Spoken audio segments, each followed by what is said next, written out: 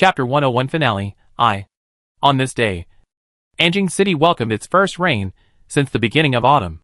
The rain was falling softly, lingering and desolate, with the rustling of fallen leaves of the sycamore trees, dyeing the sky and the earth gray. Because of the war, Anjing City has long lost its former prosperity.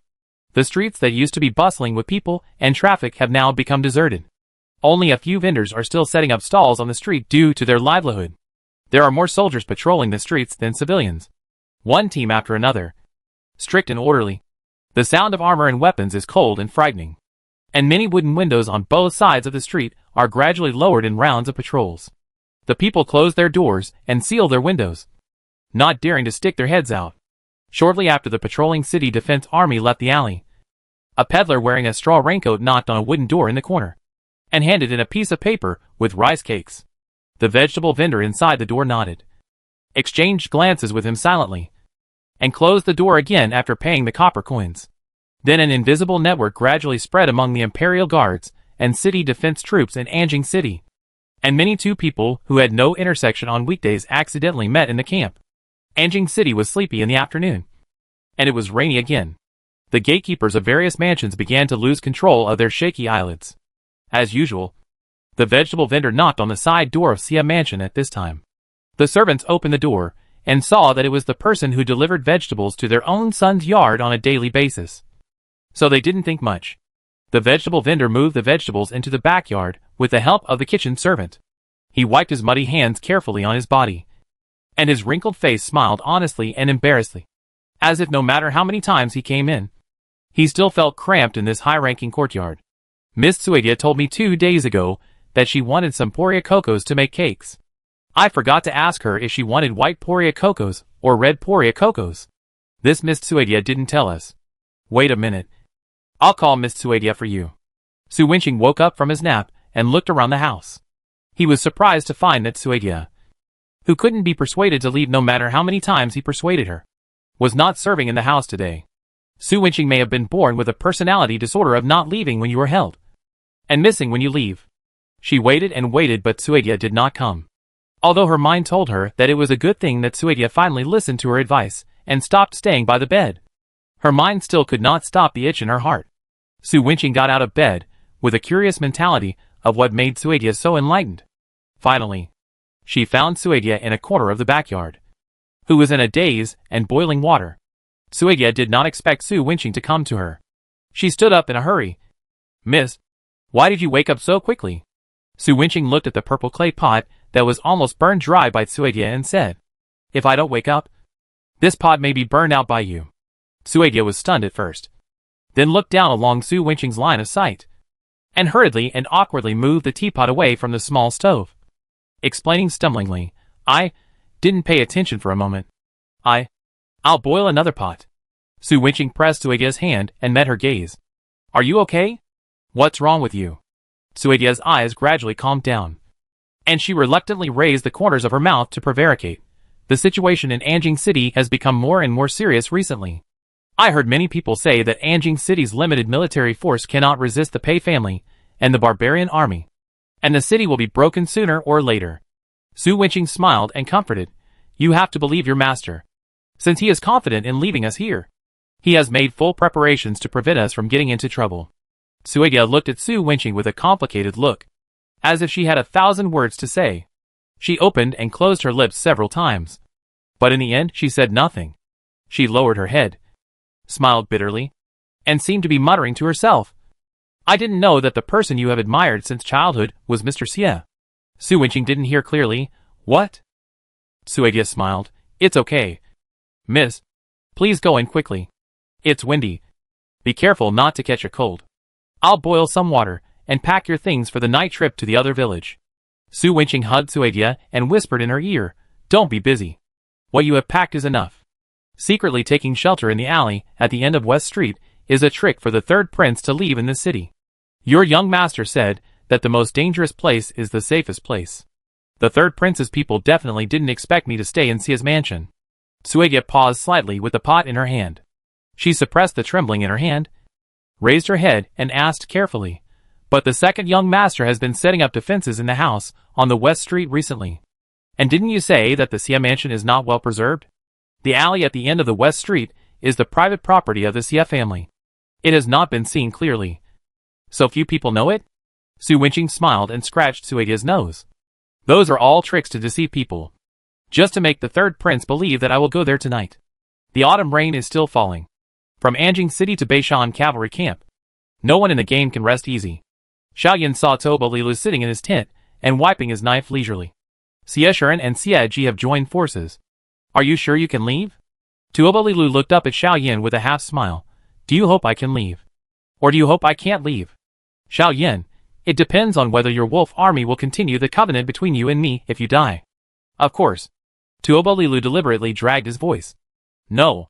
Xiaoyan snorted coldly. Since it won't happen, I naturally hope you can leave. Tuoba Lilu looked at Xiaoyan and suddenly laughed. The hypocrisy of you Southern Dynasty people is very interesting in Xie Shiren. Why is it so disgusting in you?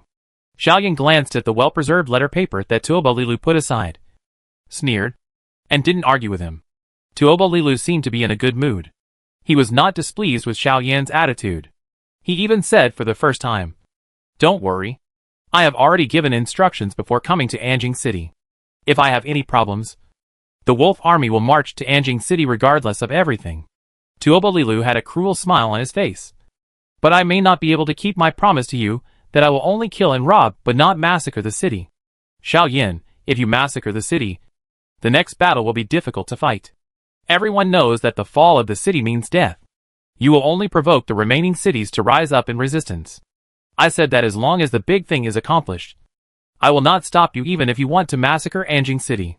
Tuoba Lilu's scarred mouth flashed a deliberate smile. Then you should arrange for people to help me escape. If I die, no one will be buried with me. How lonely the road to the underworld will be. The night fell as usual, but the autumn rain was bleak, and even the moonlight was blocked tightly. However, the official road, which should have been pitch black, was not as dark as expected. Starting from the entrance, where the Beishan Trail merged into the official road, every 20 meters there were 2 guards of the Xia Mansion waiting with lanterns on both sides of the road. The warm yellow candlelight was like 2 welcoming lantern dragons in the dark night, and the end of the welcoming was the long pavilion not far from the business road. The 4 corners of the long pavilion were still hung with yesterday's hand-painted ink lamps. The candlelight shrouded the entire long pavilion in a circle of warm yellow light through the rice paper. Xie Xian sat in the pavilion calmly, holding a spoon in one hand and slowly boiling wine. The best cold pond fragrance boiled in the wine pot, and the wine fragrance drifted in the night sky with gurgling bubbles. As the last grain of sand on the table ran out, the sound of horse hooves rang out on the official road. Xie Ji, who was about to fall asleep with his head propped up, finally raised his drooping eyelids again. Xie Xian looked at Tuoba Lilu sitting on the horse and smiled. The prince is indeed punctual. Not a moment more or less. Tuoba Lilu got off the horse and handed the reins to the guard in front of the pavilion. Since I promised you that I would be on time, I can't be a moment more or less. Xie Xian raised his hand to the stone bench opposite. Prince, please. Tuoba Lilu looked at Xie Xian who was cooking wine, and then looked at Xie Ji sitting beside him. He inexplicably saw a sense of familiarity in this scene. After the martial arts competition in the hall, he went to Xie's house to visit Xie Xian, and most of the time it was like this. Tuoba Lilu smiled. Now that things have come to this, do you regret holding back in front of the hall? Xie Xian took a spoonful of hot wine from the boiling wine pot and slowly poured it into the wine bottle opposite. It doesn't matter if I regret it or not. If I have to do it again, I should still choose to hold back. Tuoba Lilu was a little surprised.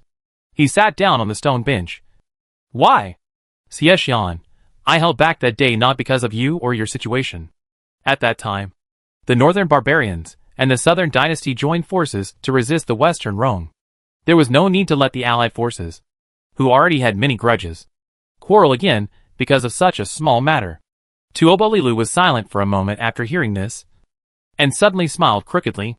Under the friendly drooping eyes, there was a sinister look that could not be concealed. Yes, Master Xie cares about the people, so he will not worry about such a small matter as winning or losing. Xie Xian slapped away Xie Ji's hand that was about to hold the wine bottle. Everyone in the world has someone or something they care about, so there are traces of their behavior. But I have never understood what the prince is planning all these years. Xie Ji took back his red hand with grievance. and reluctantly put the wine bottle back on the cup holder beside him. Tuobalilu looked at Xie and Xieji's actions coldly, and for some reason, he felt particularly glaring.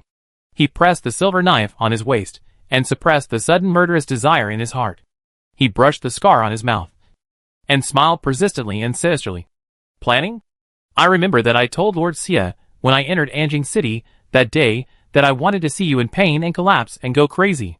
Xieji looked at Tuobalilu in confusion, and couldn't help blurting out, "Are you sick?" I said that what happened back then had nothing to do with my brother. Tuobalilu tilted his head, smiling with a childlike innocence. "Are you sick?" "Maybe. My tribe's priest said so. But what can I do? People only have this little obsession in their lives. If they can't complete it, when they look back on their deathbed, won't they be unwilling to enter the reincarnation?"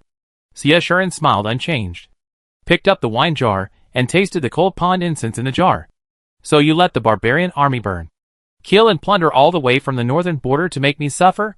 Not only do you care about the people in the world, I want to destroy everything you think, love and cherish." Tuobalilu laughed, and the scar on his lips made this smile look particularly paranoid. "Do you know, when you stood on the wall of Baidu, watching the people of Guilan City crying and kneeling for you to open the city gate to save them, the helpless and painful expression on your face, every time I think of it, I feel unsatisfied. How I want to see it again." Xie smiled lightly, and said nothing. "Back then, you were asked to choose between the millions of people of the Southern Dynasty behind you, and the lives of the people of Guilan City in front of you. Now you are asked to choose between your Southern Dynasty and your wife." Tuobalilu smiled coldly. "Back then you chose the former. I am curious what you will choose now." As soon as Tuobalilu finished speaking, a loud bang suddenly came from the direction of Xie's house in Anjing City. The flames of the explosion shot straight into the sky, making the moonless night seem like daylight. The shaking of the earth continued to the pavilion outside the city. The bricks and tiles on the pavilion fell down, knocking down the ink-painted lanterns hanging on the four corners of the pavilion eaves. Xieji picked up the dragon bone spear standing beside him, and stabbed Tuobalilu, showing no mercy with every move, and went straight to his vital points. Chapter 102 Finale 2. The official road and the pavilion were instantly shrouded in darkness, as the candlelight suddenly went out. The collision of the dragon bone spear and the silver knife kept flashing fire in the dark night. The movement of people passing by in the deep jungle on both sides was heard. The desolate cries of birds and beasts broke through the gloomy night. Countless arrows were shot from the depths of the woods, as if they wanted to disrupt the trap of Xie Mansion and help Tuobalilu escape. However, surprisingly, the guards of Xie Mansion did not hold the defense line as expected to prevent Tuobalilu from escaping. They were well trained and dispersed to face the rain of arrows. Their target was actually the people hidden in the dark sent by the third prince to help Tuobalilu escape. Tuobalilu suddenly reacted. His scarred mouth was tightly pursed into a straight line. His jaw was tightly clenched, and a trace of disbelief flashed in his wolf-like eyes. But more of it was anger. "You?" Xie sat in the pavilion calmly, not caring about Tuobalilu's eyes that wanted to eat flesh and drink blood. Only incompetent weaklings will put themselves in a dilemma where they have to choose. 3 years have passed, and I am no longer the me in the northern border. But your highness, Xie smiled with a touch of irony, you really haven't made any progress in 10 years. Tuobalilu's sword was more fierce and faster than the last one, and the silver sword left a series of afterimages in the dark.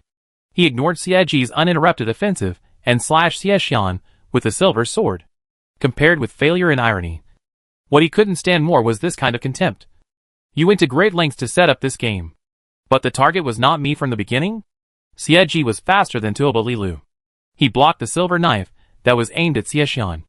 The bone spear in his hand was like a wandering blue dragon, accompanied by cold stars, which were endless, forcing Tuobalilu to retreat. If it was just to get rid of you, there are many ways. Why do I have to go to such great lengths? But if I don't do such a show, how can I get rid of all the people that Xiaoyan has hidden in Anjing City? Especially the Imperial Guards and the City Defense Army. Xie smiled. Xiaoyan has been in Anjing City for so many years, and his power has long been rooted everywhere. Officials are okay. I already know whether they have formed a party. But these peddlers and hawkers are really troublesome to investigate. But if they are not eliminated, it will inevitably leave hidden dangers for future wars. It's rare to have such a permanent solution. Why not do it? Tuobalilu saw that many of the dead men in the deep jungle had been captured by the guards of Sia Mansion before they could commit suicide. He suddenly laughed. The scar on his face made the smile look particularly ferocious, as if he was proving and deceiving himself. If you are not afraid of me, why did you let the third prince lead you by the nose for so long at the beginning? What I am afraid of is always the wolf army behind you. Without the wolf army, you are just a wolf without claws. Xiaoshan smiled mockingly, not forgetting to respond to Tuobalilu's ridicule. Do you know? From the day you agreed to Xiao Yan's invitation to come to Anjing City, you were doomed to fail today. Failure? Tuobalilu laughed in a low and eerie voice. Countless dark green ghost fires ignited in the jungle, and the faint fluorescence enveloped the world. The white fog spread from the ground, like a ghost house in the underworld. The dark green ghost fires kept trembling, and suddenly turned into wolf shadows to attack the people captured by the guards everywhere. Is it too early to say defeat now? Xieshuren and Xieji moved instantly, braving the illusion of ghost fire to stop the hidden attack on the captured people in the white fog. After a moment, the ghost fire illusion that attacked like a wolf pack dissipated in the night. Xieshuren shook off the blood on the sword, looked at the retreating white fog and snorted coldly. A trifle.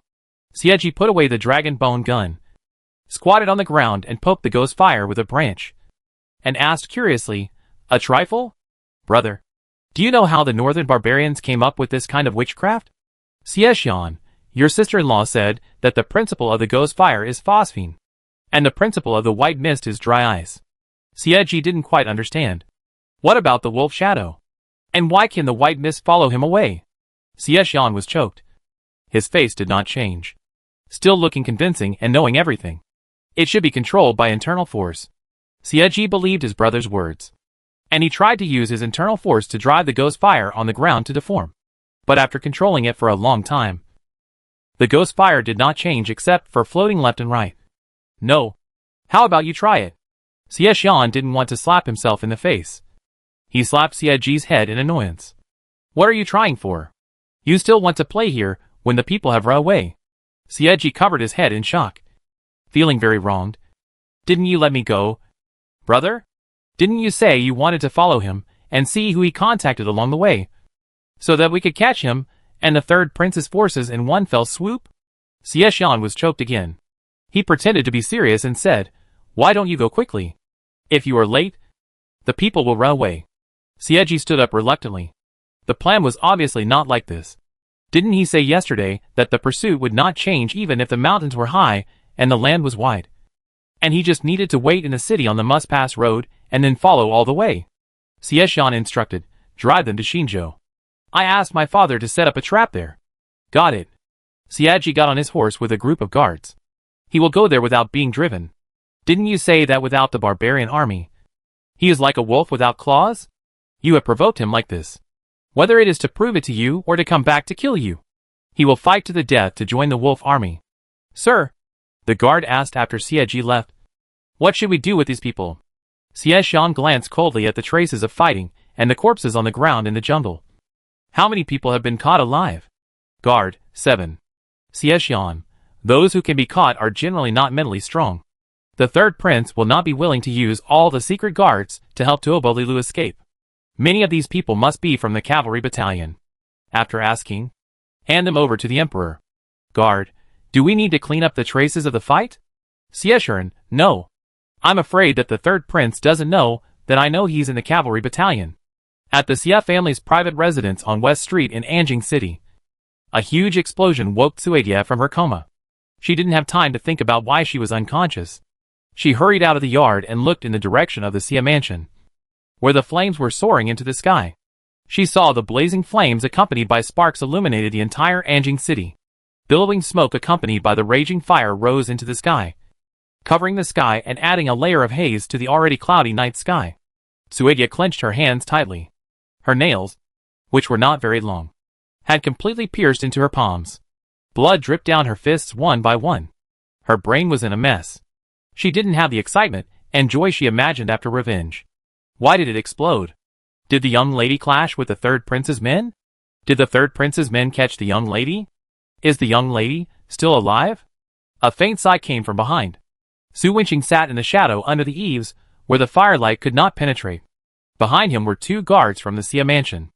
I thought you would first care about why you were unconscious, and why you were here. Suedia turned around suddenly. Her eyes, which had always been innocent, widened slightly, full of shock and disbelief. She murmured to herself, "Miss? How could you? Impossible. Weren't you in the Xia mansion? This is impossible." Su Wenqing saw Suedia's appearance, and a trace of sadness flashed in his eyes, which had always been heartless. "I have given you many chances.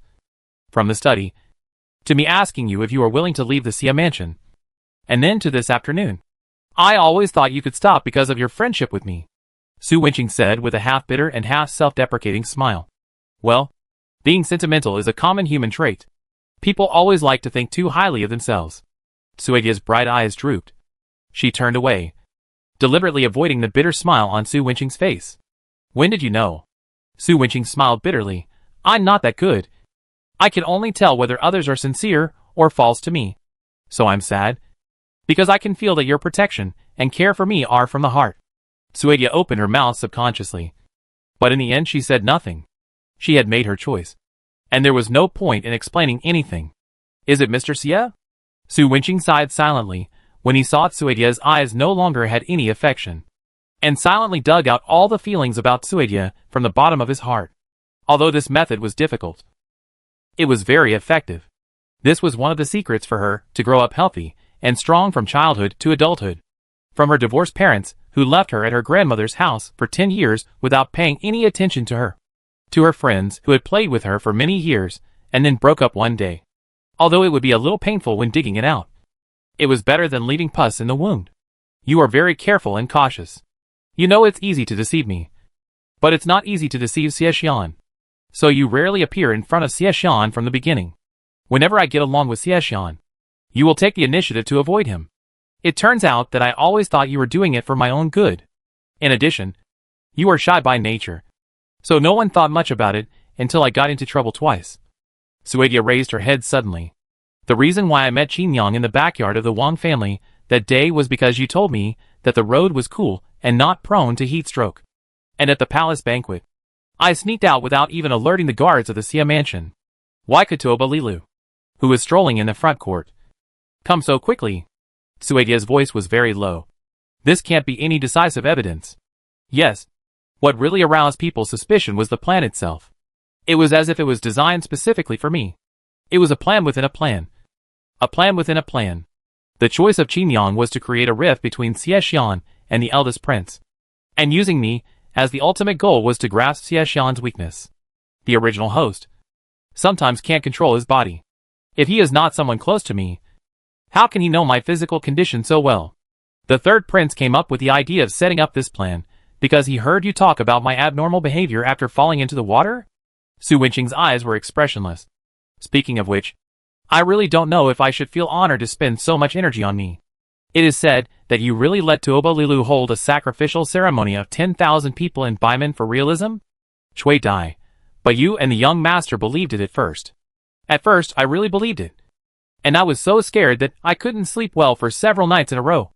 Especially when Xie Xian summoned all the doctors to check the Xia mansion and found no problems. But I don't know whether Xie Xian believed it or not. He is used to pretending. Maybe he was panicking and comforted me on the surface that it was okay." Su Wenqing paused, thinking of the letter that she accidentally found in Xie Xian's study that day, which was similar to the posthumous arrangements. Half of the paper was arranged for her, with everything detailed and detailed. He kept saying that he wanted to sleep with her in the same bed and die with her, and he wanted her to accompany him in death. As a result, he made a complete plan for her behind her back. Even if she wanted to remarry, he would use the power of the Xia family to protect her from worries for the rest of her life. Su Wenqing smiled faintly, hiding the bitterness in his heart. After a long silence, he continued, "The real turning point was the night when my body could not bear the medicinal properties of borneal and rosemary, and I asked Xie Xian to reduce the dosage for me. My dream that night was so wonderful. I was chased by wolves, bitten by wolves, and killed Xie Xian with an arrow. However, these are nothing. Do you know what is the most amazing thing? I saw the wolf god you mentioned. Your wolf god stood up from the ground and turned into a human form." Chui Dai was puzzled. There are thousands of nightmares, since ancient times. There have been legends that gods can turn into human forms. This doesn't seem strange. Do you know who it turned into? Su Wenqing's expression was helpless and speechless. Hugh Jackman. Wolverine. A superhero under Marvel. Chapter 103 Finale, Part 3. A Hollywood star. Su Wenqing held his forehead. If there really is a wolf god, then this wolf god's aesthetics are quite avant-garde. Cui Dai didn't quite understand what he said. So your reactions after that day were all for me to see? That's about right. Xiaxian wanted to play the game. And I? Su Wenqing's mouth flashed a trace of self-mockery. I also wanted to see if you would stop because of your friendship with me. Cui Dai bit her lip tightly, and her long eyelashes trembled slightly. Su Wenqing, I have answered so many of your questions. And now it's my turn to ask questions? Suedia lowered her head and said nothing. Su Wenqing, is it because of your family? Suedia bit her lip tightly.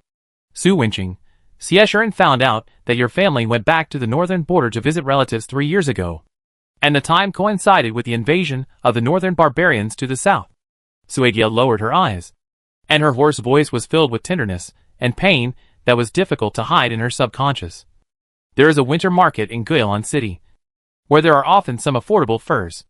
I told them that I have everything in the Su mansion, but they still went to Guilin City. Suedia bit her lip, and tears rolled down her eyes. The northern barbarian wolf army let them go. Why? Why didn't you open the city gate? My brother is only 1 year old, still in swaddling clothes. Why? Why didn't you save him? Su Wenqing had already guessed the answer before asking, but he still couldn't help but want to explain. Tuoba Lilu didn't release the people. His barbarian army followed the people of Guilin City.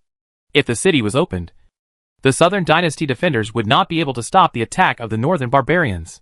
Suedia's eyes were red with tears, full of grief and indignation. She screamed in front of people for the first time, her fair face full of tears.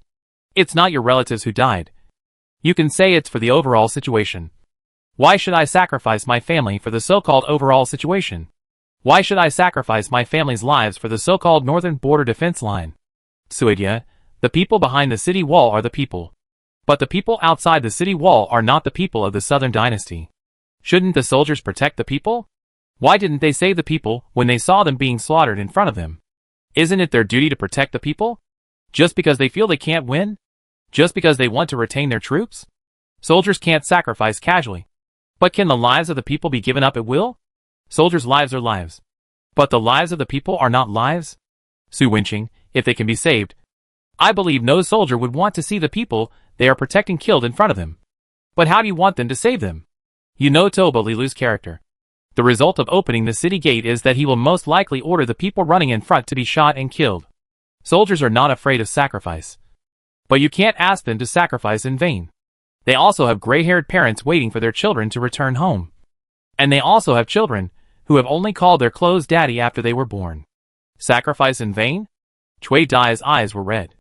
The person Tuoba Lilu wanted to kill was Xiaxian. Isn't Lord Xie concerned about the people and the country? Why didn't he take his own life to exchange with Tuoba Lilu for the lives of the people in Guilin City? Even if it can't be one for many. What's wrong with one for one? Since Xiaxian chose to sacrifice Guilin City, why didn't he choose to sacrifice himself? Isn't it because in the eyes of you nobles, your lives are more precious than ordinary people's lives? Okay. This topic may not be able to continue. Su Wenqing was silent for a while. I'm very curious. Xiaxian just didn't choose to help your family when they were killed. But it was Tuoba Lilu who killed your family. Why do you hate Xiaxian, but not Tuoba Lilu? And the third prince and Tuoba Lilu formed an alliance. How many innocent families will be broken up when the barbarian army marches south? You have also suffered the pain of losing your family. Can you bear to see thousands of families, like you, are destroyed by the iron cavalry of the barbarian army? Cui Dai laughed. Her smile was filled with pain, unwillingness, grief and madness. There are so many people in the world. Why am I the only one who lost my relatives and my family? Those people have lived carefree for so many years in the walls built with the flesh and blood of my family. Shouldn't they pay the corresponding price? What about me? Su Wenqing looked at Suedia in the courtyard and said, I don't think I have done anything wrong to you. In order to avoid being diagnosed by the imperial physician, you started to add medicine to my diet from the moment I married into the Xie family. Do you know that if you found out half a month later, the medicine you gave me would be enough to drive me completely crazy? Suegia's expression faded when she heard this. She lowered her eyes and remained silent. After a long time, she spoke in a dry voice. Miss, you have treated me well since I was a child, and never wronged me to do anything. I once swore in my heart that if you need me one day, I would be willing to die for you. But why? Why did you marry into the Xie family? There are so many princes and noble families in Anjing City. Why did you have to choose the Xie family? Su Wenqing was speechless. You hate Xie Xian. Why don't you deal with him directly? But hurt me, who has always treated you well.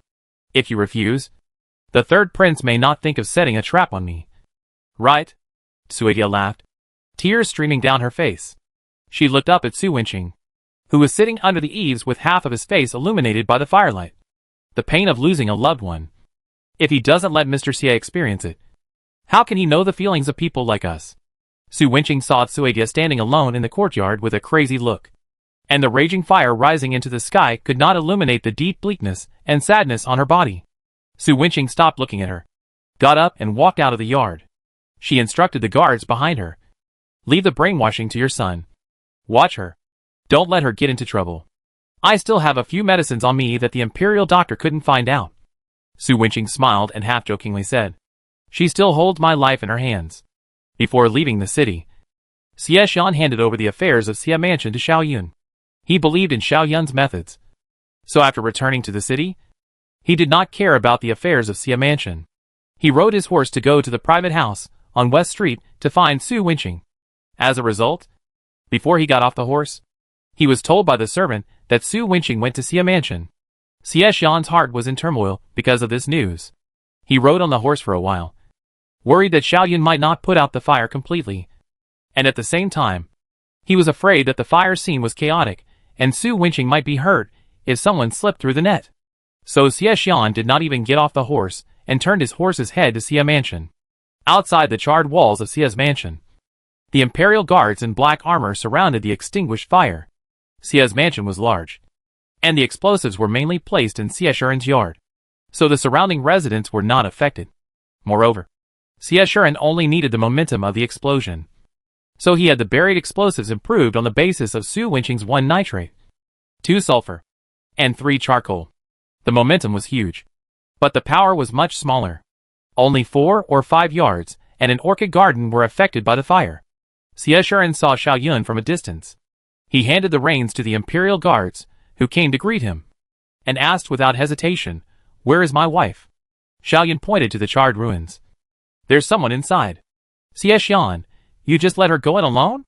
Have you cleared the fire? Where are the people? Have you checked to see if there are any fish that have slipped through the net?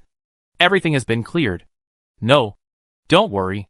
After Xiao Yun comforted Xie Xian, he paused. It's your wife. TSK. Based on my many years of experience, I feel that you may have to sleep in this study. You haven't even gotten married. How can you have any experience? Xie Xian complained on the surface, but was secretly worried in his heart. He pretended to be calm and walked in. Xiao Yun said people to clear the unstable beams or dangerous beams in the Xie Mansion. Su Wenqing stood in front of the ruins full of broken beams and scorched earth. His back was desolate and bleak, like an old man who had lost his thoughts in his twilight years. Xie Xian was not as panicked as he is now when facing the overwhelming force of thousands of troops. He coughed lightly, took off his cloak, and covered Su Wenqing's shoulders. Why are you wearing so little? Su Wenqing was like a machine that had been out of repair for a long time. His neck was jerked, and he turned his head to look at Xie Xian. Why, do you want to use explosives? Xie Xian immediately explained. This way I can know when to attack Tobalilu, and I can adjust the plan in time if the third prince's people don't come. Su Wenqing, can't fireworks? That's how it's played on TV. Xie Xian, once the Xie Mansion is destroyed, the current emperor will know the power of the third prince in Anjing City. Only when he sees the ruins of the Xie Mansion will he be afraid, and only when he is afraid can he completely give up his power. Su Wenqing's eyes were dim, as if she had lost all desire to live. Where is my account book? Xie Xian. Su Wenqing, where is my banknote? Xie Xian. Su Wenqing, where is my land deed? Xie Xian. Su Wenqing, where is my dowry? Xie Xian hurriedly said. The lantern you like very much is the one I painted for you when we were walking on Anjing Street before the wedding. I asked someone to take it out in advance. Su Wenqing remembered the joke he made that day. If he was poor in the future, he could only rely on this lantern to make money. Su Wenqing's heart was bleeding. Su Wenqing patted Xie Xian's shoulder. The private house in West Street is simple. I decorated the front hall as a bedroom for my husband. So I'll trouble my husband to rest there for the next few days. 3 days later, after escaping wave after wave of pursuit, Tuoba Lilu finally arrived in Taiyuan. He hid among a group of refugees, hunched over, and his messy hair covered his face, which was more clearly defined than that of the people in the southern dynasty. 3 days and 3 nights without sleep made him thin, and mud and blood mixed on his face. Only his drooping eyes were still bright. He lowered his head and bit the dirty bun that was as hard as coal, hiding his breath, and quietly waited for the patrol soldiers who were arresting him on the street in front of him to leave. As the sun set, he mixed in with the refugees and was pushed out of the city by the police. He did not rush to Xinzhou, but followed the group of refugees to rest in a dilapidated temple outside the city. According to the battle report received by Xiao Yin, the Wolf Army should be confronting the Southern Dynasty Army outside Xinzhou City at this moment. There is Xiao Yan's spy in Xinzhou. As long as the Pei Army attacks Taiyuan, this person will open the city gate and let the barbarian army enter the city. Tuoba Lilu waited from dusk until midnight, and only then did the third group of people arranged by Xie Xian pass through the ruined temple. Tuoba Lilu paused when he stood up, and then lay down again. Sure enough, half an hour later, another group passed by. Tuoba Lilu sneered, climbed up from the haystack lightly, landed silently, and went over the back mountain to the north of the Wolf Army camp. Chapter 104 Finale 4. The camp of the Wolf Army is located in the north of Xinzhou. The camp is obviously different from that of the Southern Dynasty Army. The dome-shaped roof and round walls. The wolf flag with black background and silver painting flutters in the black wind. The silver wolf on the flag is embroidered very realistically, as if it can come out of the flag at any time. Especially the pair of wolf eyes, which are like real wolves lurking in the dark waiting for prey, emitting a dark green and fierce light. Years of experience in fighting on the battlefield made Tuoba Lilu a little alert, until he saw that the wolf-faced warrior patrolling outside the main camp was indeed one of his men. Tuoba Lilu quietly passed through many checkpoints and arrived at the main camp. When the wolf-faced warrior saw him coming suddenly, his eyes outside the iron mask were wide open, and there was a flash of surprise and panic in his eyes. Tuoba Lilu's heart sank, and he hurriedly turned back to retreat. But countless cavalry and archers had already turned over the camp. Tuoba Lilu's handsome eyes narrowed dangerously, and he drew the scimitar from his waist and was about to take the head of the wolf-faced warrior in front of him. However, the scimitar was finally blocked by a dragon bone spear. Xieji stood on his horse in a light armor, and like all young generals, he was as flamboyant as the sun. Tuoba Lilu understood everything in an instant. The Wolf Army did not capture the northern frontier at all. Everything is a show you put on for the Southern Dynasty and the world to see. Xieji, the Wolf Army is true, but it's not your Wolf Army. As soon as Xieji finished speaking, a barbarian boy of 16 or 17 years old was pushed out of the tent in a wheelchair by the wolf-faced warrior. His eyebrows and eyes were a bit similar to Tuoba Lilu. Both had drooping eyes, but he looked like a pure barbarian, and his skin was not so white. He clenched his fists and looked at Tuoba Lilu with eyes filled with countless hatred that made him want to drink his blood and eat his flesh. Tuoba Lilu smiled crookedly. Isn't this my sixth brother who ran away in a panic with his legs broken like a stray dog? Tuoba Pingrui gritted his teeth fiercely, his face twisted with anger. You are simply not a human being. You can kill my second brother's child who is less than half a year old. He is also related to you by blood and is also your nephew. Lingqi, how can you do it? Even if the tribes of the northern barbarians are exterminated, they will leave women and children behind. Tuoba Lilu was amused by these words and laughed to tears. What a deep brotherly love. I thought my sixth brother was angry about the legs that I broke. Speaking of which, I am also related by blood to you. Why didn't you think about this blood relationship when you let the wolf bite me? Why didn't you think about this blood relationship when you tied stones to me and threw me into the glacier in the cold winter? Why didn't you think about this blood relationship when you chased and shot me like prey? Tuoba Lilu said as he rushed forward and chopped Tuoba Pingrui with a silver knife. But the silver knife was blocked by Xieji without any surprise. Tuoba Lilu's dark eyes were filled with hatred and anger. But I didn't. Tuoba Pingrui roared. Third sister didn't either. Tuoba Lilu tilted his head and looked at Tuoba Pingrui with a cold smile. But did you stop it? No. You just occasionally persuaded a few words. But more often you were watching and laughing. Because you don't dare to persuade them. You are afraid that if you persuade them, they will turn their spearheads on you. And you are afraid that they will treat you the way they treat me. So you choose to follow them, and use me to protect yourself. Tuoba Pingrui was speechless. His thick lips kept trembling. As if he was explaining. But he seemed to feel that this explanation could not even convince himself. Those were things when we were young. They were all pranks when we were ignorant. When we grew up, my brother and others also regretted it. They have always wanted to apologize to you. Apologize? Do they really feel sorry for me, or do they want to find a way out for their conscience? Tuoba Lilu tilted his head and smiled at Xie Ji, who was blocking him. This kind of apology that stabs you and then says sorry to you. Let alone me. Even you will not accept it. Right? When Xie Ji was young, he sympathized with Tuoba Lilu. But now, he had no choice but to kill him. He was unmoved by the words. What does your suffering have to do with the people of Guilin City? And what does it have to do with my brother? Tuoba Lilu looked at Xie Ji, who was protected by Xie Shuren in front of him. He had not changed much in all these years, and still maintained the youth's willful frivolity and fearlessness. Suddenly, an irrepressible killing intent rose in his heart. A trace of indifferent mockery crossed his lips. If I am the only one suffering, how lonely it would be. Xie Ji raised his sword eyebrows when he heard the words, and stopped talking nonsense with Tuoba Lilu. After having Tuoba Pingrui taken away, he showed no mercy. The dark and shiny gun in his hand was like a roaring blue dragon, and every move was aimed at Tuoba Lilu's vitals. The troops who surrounded Tuoba Lilu were all elite soldiers in the army. They were all wearing heavy armor, and had no flaws in attack and defense. They surrounded Tuoba Lilu in the center of the formation. The spears and iron chains were intertwined, like a net that stretched the sky and the earth, leaving Tuoba Lilu nowhere to escape. Tuoba Lilu struggled to deal with the attack and asked, when did your brother set up the plan? From the day you promised the third prince to come to Anjing City. Xie Ji continued to attack. As soon as you left the northern barbarians, my brother asked my uncle to take the military token to the north. You suppressed the northern barbarians with force, and all the tribes respected you. After your uncle and the Guifang teamed up to annihilate the main force of the wolf army under your command, he successfully supported your sixth brother to sit on the throne of the Wolf King without much effort.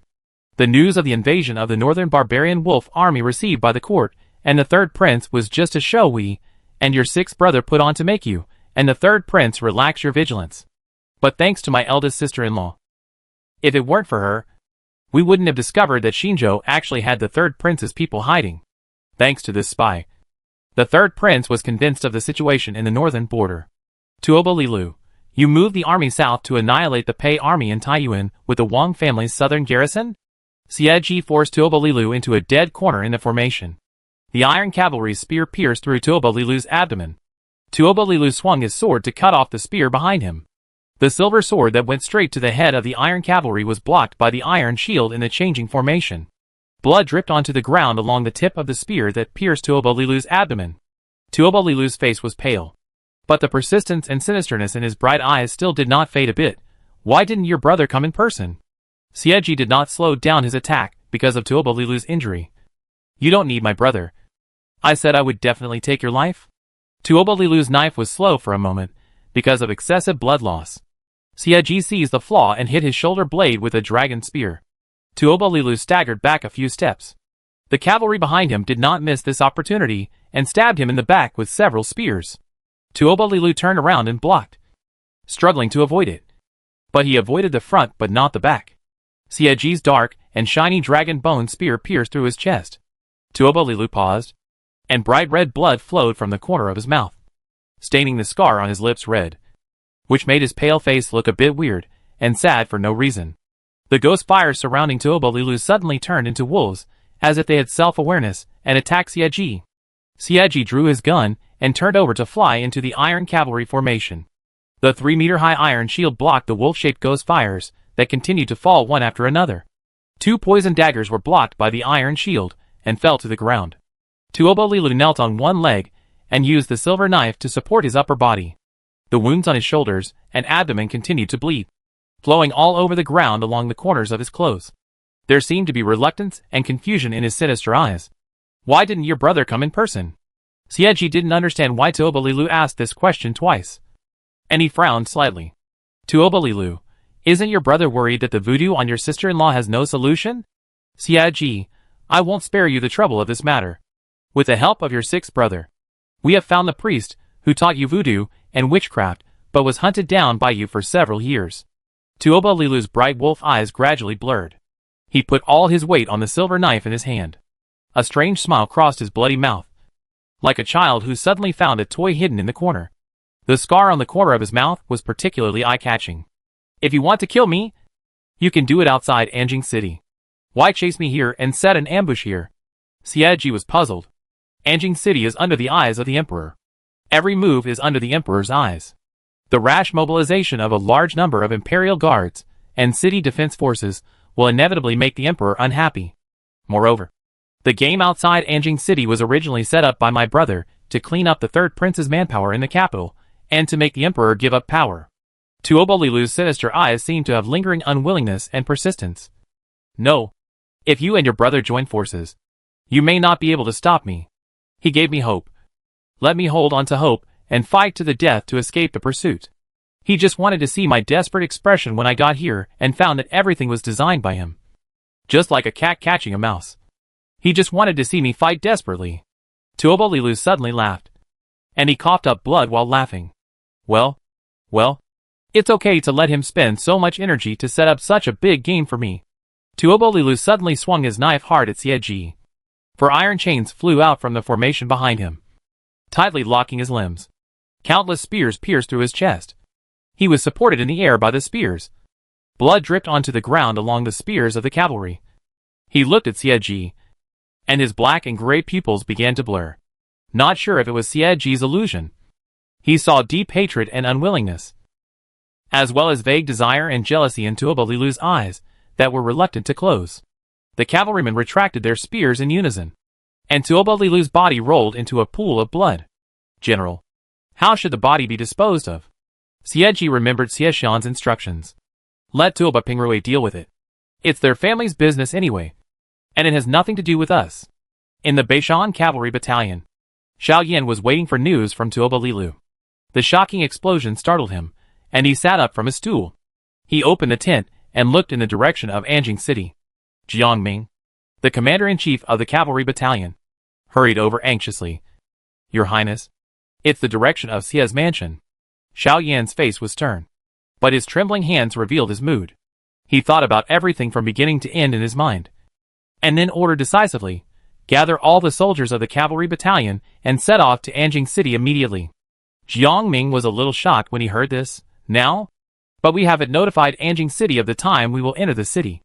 Xiao Yan tightened his jaw, gritting his teeth with anger and unwillingness. We were tricked by Xiexian, and the Pei family's army couldn't wait. Xiexian's goal was not Tuobalilu from the beginning.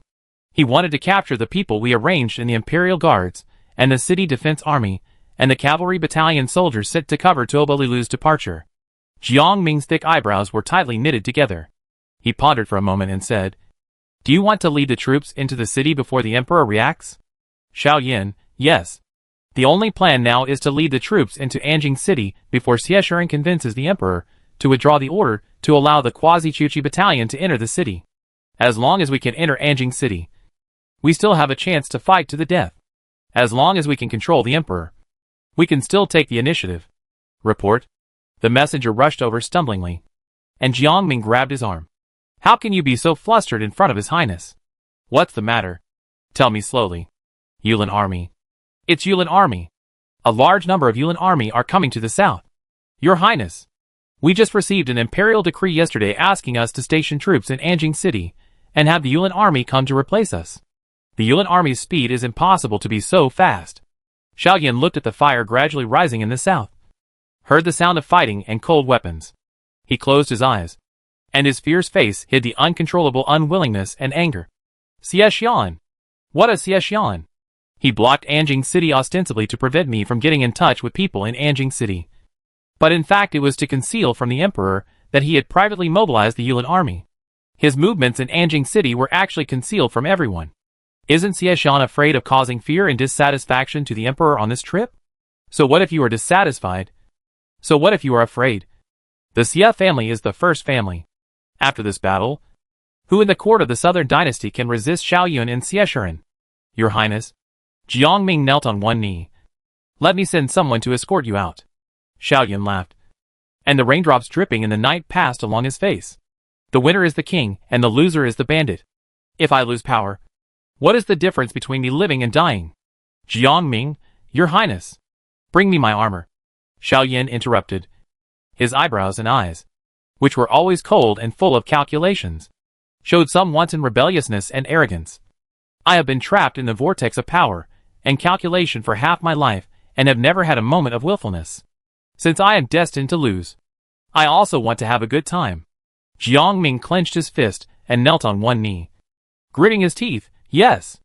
The autumn rain was dripping, with a hint of chill, cold and bleak, washing the post-war Beishan, taking away the blood and mud on the battlefield, slowly flowing into the mountain stream. Not long after, the stream had been dyed blood red. The old General Zheng Yuan, with gray hair on his temples, lifted the white cloth covering Xiaoyun. The rain washed away the stains on his face, leaving only the cold and persevering pale face. He looked at the prince who had asked him about military tactics in the past, and sighed silently. Send him back to Anjing City. Xiaoyan's rebellion made Xiao Haodong, the king of the Southern Dynasty, very angry. However, when he really saw Xiaoyan's body, Xiao Haodong still couldn't suppress the grief in his heart. He fainted and woke up again, as if he had aged 10 years overnight. Xiao Haodong executed concubine Xu and her father and brother, but he did not order the extermination of the clan in the end. On the night of concubine Xu's death, he placed a lotus lantern in the stream connected to the Huai River in the palace, which was used every year to pray for the late queen during the Shanxi festival. He ordered the third prince to be demoted to a commoner, but secretly had him buried with royal standards. He did not pursue the matter of Xieshuren's private deployment of troops without permission, and he could not pursue it. He seemed to have let go of power overnight, handed over the government to Xiaoyun, and lived out his life in the harem.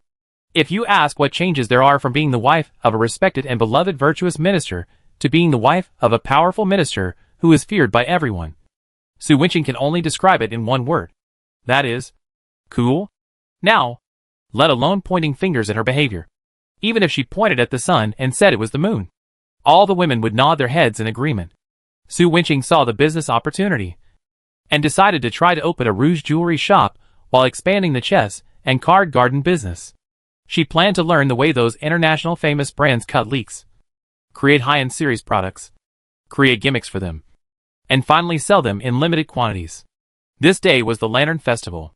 In order to celebrate the Northern Barbarians' submission to the Southern Dynasty, and to allow the people to recover from last year's rebellion, the Ministry of Revenue waved its hand and allocated a huge sum of money for the Ministry of Rites to prepare. All kinds of lanterns were hung on both sides of the Huai River.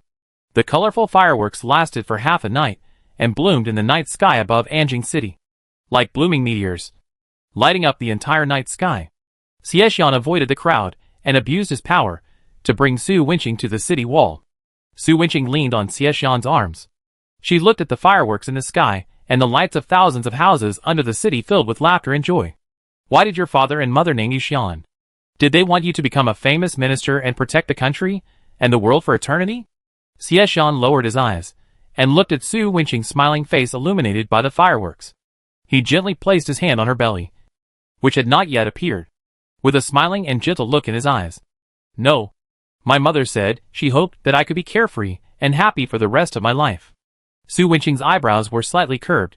You are very lucky to have a good mother and a good father. Xieshuan smiled and said, Yes, I am lucky to have married a very good wife. Su Wenqing smiled and touched Xieshuan's chin, pulling his hand and walking towards the stairs. You are so sweet. Let's go home and make yuan shao. Xieshuan's smiling eyes were full of ridicule. You said to make yuan shao for me.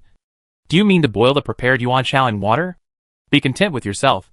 Su Wenqing didn't feel embarrassed at all. It's good to have it. Su Wenqing's steps suddenly stopped. She lay on the city wall and squinted for a while, pointing at the carriage parked under the city wall, her fingers trembling with excitement. Then, that's the fifth prince and my eldest sister. Right? Xieshuan's eyes naturally showed some relief. Yes. I have already accepted the marriage proposal. Su Wenqing was also very relieved. She stood on the stairs with an ant smile waiting for Xiao Yun and Su Jinsheng to come up. When they looked at each other, Su Wenqing was about to smile and say hello. But a familiar and unfamiliar feeling filled her body. She wanted to smile. But why did she shed tears? She watched herself walk toward Xiao Yun. There are trees on the mountain and branches on the trees. I love you, but you don't know it. Fifth Prince, I have loved you since I was a child. But you have never looked at me straight in the eye. Xiao Yun. Su Jinsheng? Xieshan dragged Su Wenqing down the wall. Sorry. My wife is mentally ill. Chapter 105 Extra, Part 1. If it weren't for that little face that combined the essence of her and Xieshan's looks, Su Wenqing would have suspected that her son was replaced by a midwife when he was born. Because as a well-born and good young man, she didn't have such a showy side in her bones. And according to Xieshan himself, he was a humble and polite gentleman since he was a child. And this child's personality must not be like him. Although Su Wenqing was skeptical about Xieshan's words, she had no choice but to wait for a long time. And everyone was afraid that Lord Xie might settle accounts later. So she never found any evidence. Xieshan's full name is Xiesingji, which is taken from I admire the lofty mountains and the beautiful deeds. Although I can't reach them, my heart yearns for them. At first, Su Wenqing and Xieshan had never thought of giving him such a name that symbolized noble character, until they drew lots at the birthday party. Xieshan put down the 4 books and 5 classics on the table, and didn't grab the pen, ink, paper, inkstone, bow, arrow and sword. He supported his short legs and crawled to the most beautiful girl in the crowd and bite her. Su Wenqing and Xieshan sought common ground while reserving differences that night, ending a year of disagreements and insistence, and gave him such a name, hoping that he would live up to his name and be a good person when he grows up. However, life is not always satisfactory. Xieshan not only did not grow up according to the expectations of Su Wenqing and Xieshan, but as he grew older, he went further and further on the road of being a show-off. Xieshan was very dissatisfied with the name Xiesingji since he learned to read. He always felt that this name sounded like an old scholar with white hair who was half buried in the ground. And it could not highlight his handsome temperament at all. Our most beautiful, gentle, kind, and lovely mother. 7-year-old Xieshan had a fair complexion, a face that had not yet fully grown up with a little baby fat, thick and long eyelashes, eyes like stars, big and bright, with childishness that had not faded, handsome and tender. He stood beside Su Wenqing and raised his chubby little fist to push and pinch her thighs. The force was moderate and very hard. The flattering smile had the potential to become a playboy. What are you doing? Su Wenqing put away the vulgar storybook, and his expression was very alert. What trouble have you caused again? Mother, how can you think of me like this? Xieshan covered his chest deliberately, as if he was hurt. His eyes were both aggrieved and filled with unspoken condemnation. The Grand Tutor praised me today, saying that I understand the 4 books more thoroughly than my little cousin. You are disrespectful. Su Wenqing gently pinched Xieshan's chubby face. Your father said that you should call me the prince. Can't you learn from your father? Look at how respectful he is to the emperor on weekdays. Xieshan, Dad said that we should be respectful in front of others to prevent others from following suit and making the royal family lose its dignity. Moreover, Dad's respect for the emperor is maintained outside. Last time, I saw Dad privately giving the emperor a cold look in the imperial garden, telling him not to mess around if he doesn't understand, and to stay where he is cool. Su Wenqing. Okay. Just be happy. Remember to ask for an amnesty for me in advance. If I offend the emperor one day, you can remove me from the Xie family tree before the house is confiscated. Xieshan hugged Su Wenqing's arm, raised her little face high, and said flatteringly, Mother, you are so beautiful. Who would be willing to let you suffer in prison? If there is anything, your son will do the work. Tomorrow I will let my cousin write 10 amnesty orders for you. Su Wenqing laughed and scolded, Don't be so poor. Since you haven't caused any trouble, why are you so sweet? Xieshan was so affectionate that it was fake. I'm not sweet-mouthed. I'm all from the heart. Mother is the most beautiful and gentle woman in the world. Xieshan hugged Su Wenqing's arm tightly like a puppy. Alas, my mother is so perfect. No one in the world can compare to her. I am afraid I will never be able to like anyone else in the future. Su Wenqing was already immune to Xieshan's sweet talk. She raised her eyebrows, picked up the book again, and her whole person was full of indifference. It's okay if you don't like me. I don't want to go to other girls' homes with a smile and gifts every day to deal with your romantic debts. Xie Xiaoan shook Su Wenqing's arm. His expression hurt and aggrieved. Mom, don't you love me anymore? Su Wenqing touched Xie Xiaoan's little head. His tone was perfunctory and sincere. I love you. How could I not love you? But if you make less trouble, I might love you a little more. Xie Xiaoan, mother. Su Wenqing had no idea how to deal with her son's coquetry. So she interrupted him immediately and said, Stop. If you have something to say, just say it. If you don't, kneel down. Don't play tricks. Don't act like a spoiled child. Xie Xiaoan flattered Su Wenqing by pinching her legs, looking up at her expectantly. Mother, I want to change my name. I don't want to be called Xie Xingji. Su Wenqing put down the book. Why? Is this name not good? Good, Xie Xiaoan said with a guilty conscience. Of course, it's good to be chosen by mother and father. Xie Xiaoan paused and said carefully. It's just that I think this name doesn't really highlight my aura. Su Wenqing's mouth twitched. What do you want to be called? I want to be called Xie Lifeng. Xie Xiaoan's small face was full of expectation. The handsome and beautiful young man of the clan. As bright as a jade tree in front of the wind. I think this fits my perfect and handsome temperament. Jade tree in front of the wind? Su Wenqing disagreed. Do you know that people with such names are usually cannon fodder supporting roles who die in 3 episodes? Then call me Xie Aodian. Xie Xiaoan's eyes were shining with expectation. Domineering? It's the name of the protagonist at a glance. What do you think? Mother? Su Wenqing. You should be glad that your surname is not long. Otherwise I will beat you out. Xie Xiaoan pursed his lips and settled for the next best thing. Then Xie Panin. If it really doesn't work, Xie Panin will do. Su Wenqing. Why don't you just call yourself Xie Gooden? Have you read your grandmother's new book? It's a cannon fodder that slaps the protagonist in the face. And finally reaches the peak of life. This is the mainstream now. The chance of you calling yourself Xie Gooden will be higher. Mother. Xie Xiaoan wailed loudly. Yes. Yes. Yes. Su Wenqing hurriedly stopped him from playing tricks. And after thinking for a while, he sighed in distress. You also know that your father has the final say in our family affairs. I can't make the decision on changing the name. Why don't you ask your father and get his consent? Xie Xiaoan saw through the excuses of Su Wenqing and Xie Xiaoan.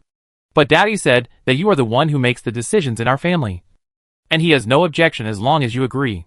Su Wenqing choked for a moment, but immediately adjusted himself. Your daddy is using me as an excuse. Your daddy is such a jerk. He actually used me as an excuse to shirk responsibility. Wait. I will help you scold him later. Xie Xiaoan. In the evening, Xie Xiaoan, who had been looking forward to Xie Xiaoan's return, finally waited for him to come back. He stood by the dining table with a basin of water to let Xie Xiaoan, who had just changed out of his court robes, wash his hands. Xie Xiaoan looked at his son suspiciously, and then gave Su Wenqing a doubtful look without leaving a trace. Su Wenqing held his forehead and made a take-care mouth shape. Xie Xiaoan put the basin aside and handed over the towel, with a big smile on his fair and handsome face. Daddy. Here. Xie Xiaoan took the towel without changing his expression, wiped his hands, and rubbed Xie Xiaoan's head.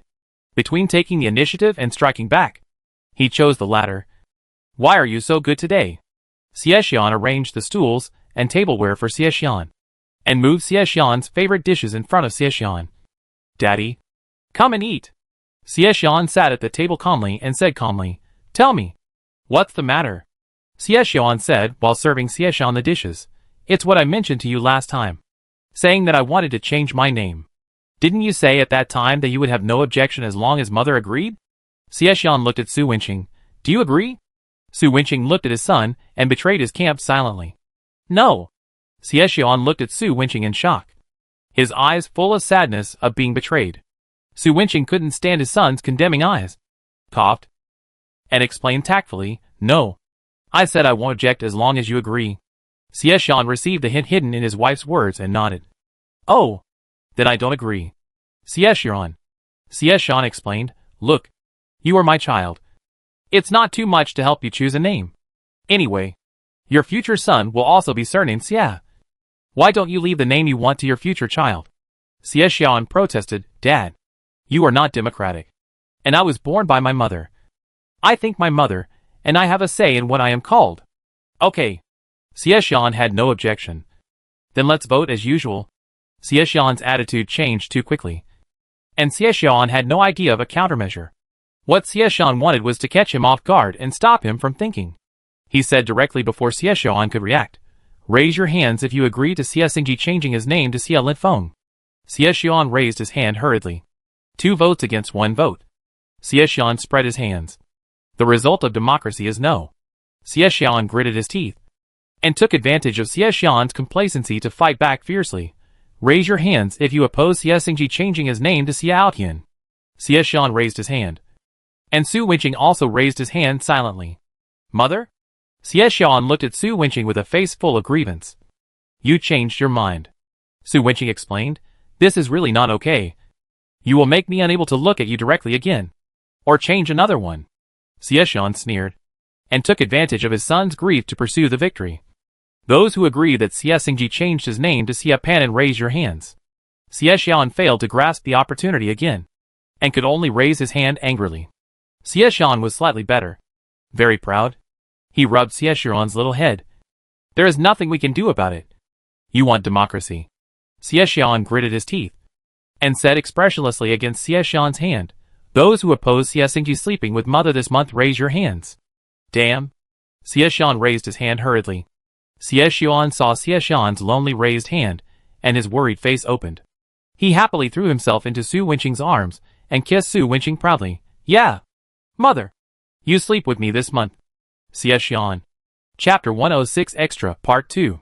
That night, Xiaxian and Xiaxian occupied the head of the bed and the foot of the bed. And the two of them were in a stalemate. Neither of them would give in. Xiaxian tried every way to persuade him, both by coercion and by inducement.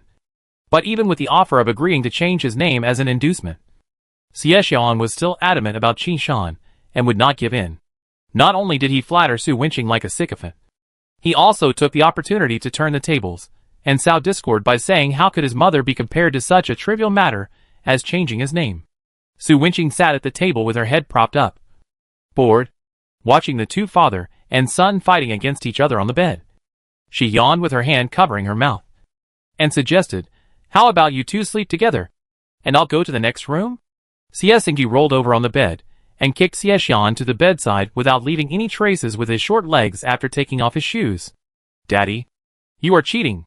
Xiaxian lifted Xia Xingji up by his armpits and looked at him at eye level. "Please be reasonable. The vote just now said that we don't object to you sleeping with Mom. Not that I can't sleep here." Xia Xingji's big and bright eyes turned cleverly. Xiaxian thought to himself that it was not good. "Xia Xingji, raise your hands if you agree that Daddy will sleep with us." Xiaxian raised his hand quickly. Xia Xingji kicked Xiaxian off the bed triumphantly. Go. Go. We are going to sleep." Xiaxian looked at Su Wenqing in disbelief. His tone was full of resentment and grievance. "You didn't raise your hand?" Su Wenqing tried to explain. "You? Xiaxian, you didn't raise your hand?" Su Wenqing endured it and continued to explain. Xiaxian, how can you not raise your hand?" "Fall?" Su Wenqing was angry. "What's wrong with not raising your hand? Do you have any objections?" Xiaxian pulled Su Wenqing's sleeve with grievance. "You don't treat him like this." Su Wenqing was overwhelmed. "How old is he and how old are you? Go out and sleep with your pillow. 2 + 8 is 10 years old." Xiaxian said shamelessly. "Are you sure you can let a 10-year-old me sleep alone for a month?" Su Wenqing was shocked by Xiaxian's shamelessness. She choked for a long time and didn't know how to complain. In the end, she could only explain seriously. "You can sleep here. Let your son sleep in the middle." Xiaxian was puzzled. "Why not you sleep in the middle?" Su Wenqing gritted her teeth and said, "Do you know how heavy you two are together? 4 legs and 4 hands. Leaning on me always make me feel like I'm being sleep deprived." Xiaxian wanted to gain sympathy by being pitiful, but he always deliberately kicks me when he sleeps in the middle. However, Su Wenqing was already immune to Xiaxian's expression.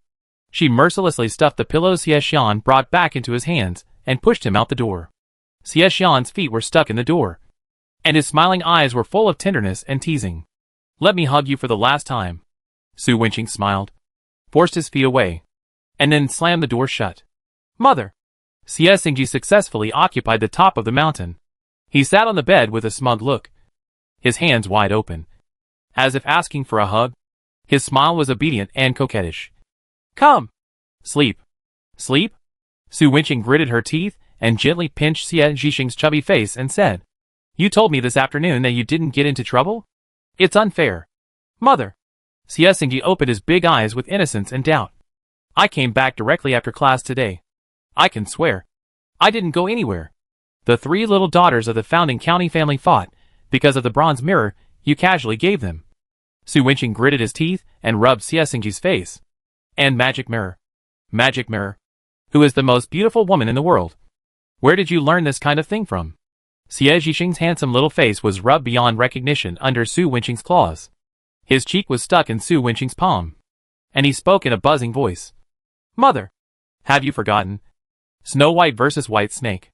The bedtime story you told me before. Su Wenqing, did I tell you bedtime stories so that you can flirt with other girls?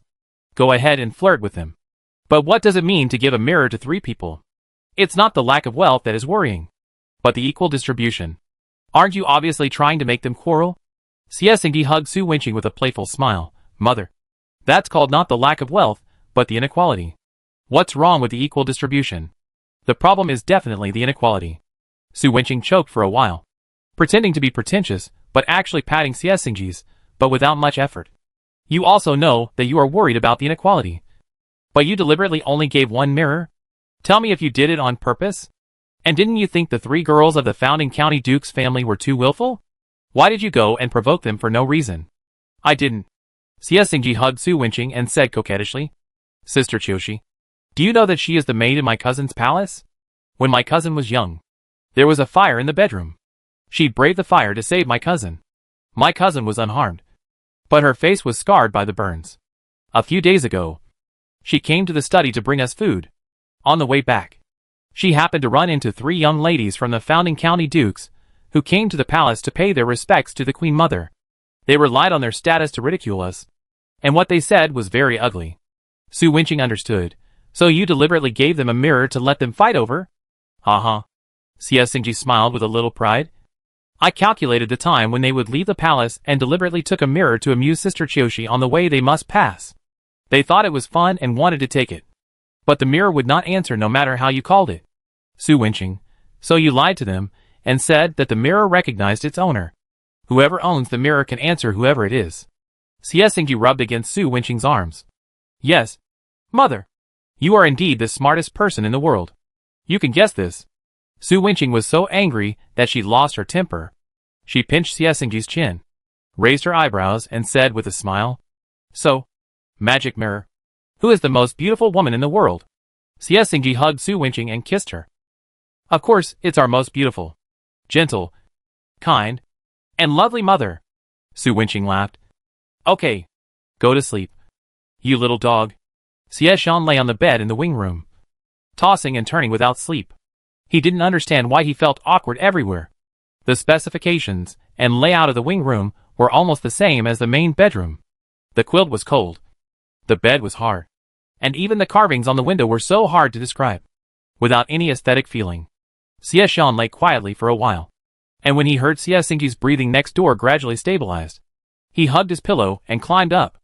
He pushed open the carved pearwood door of the master bedroom lightly, and saw the half of the bed that Su Wenqing had reserved for him in the gauze curtain.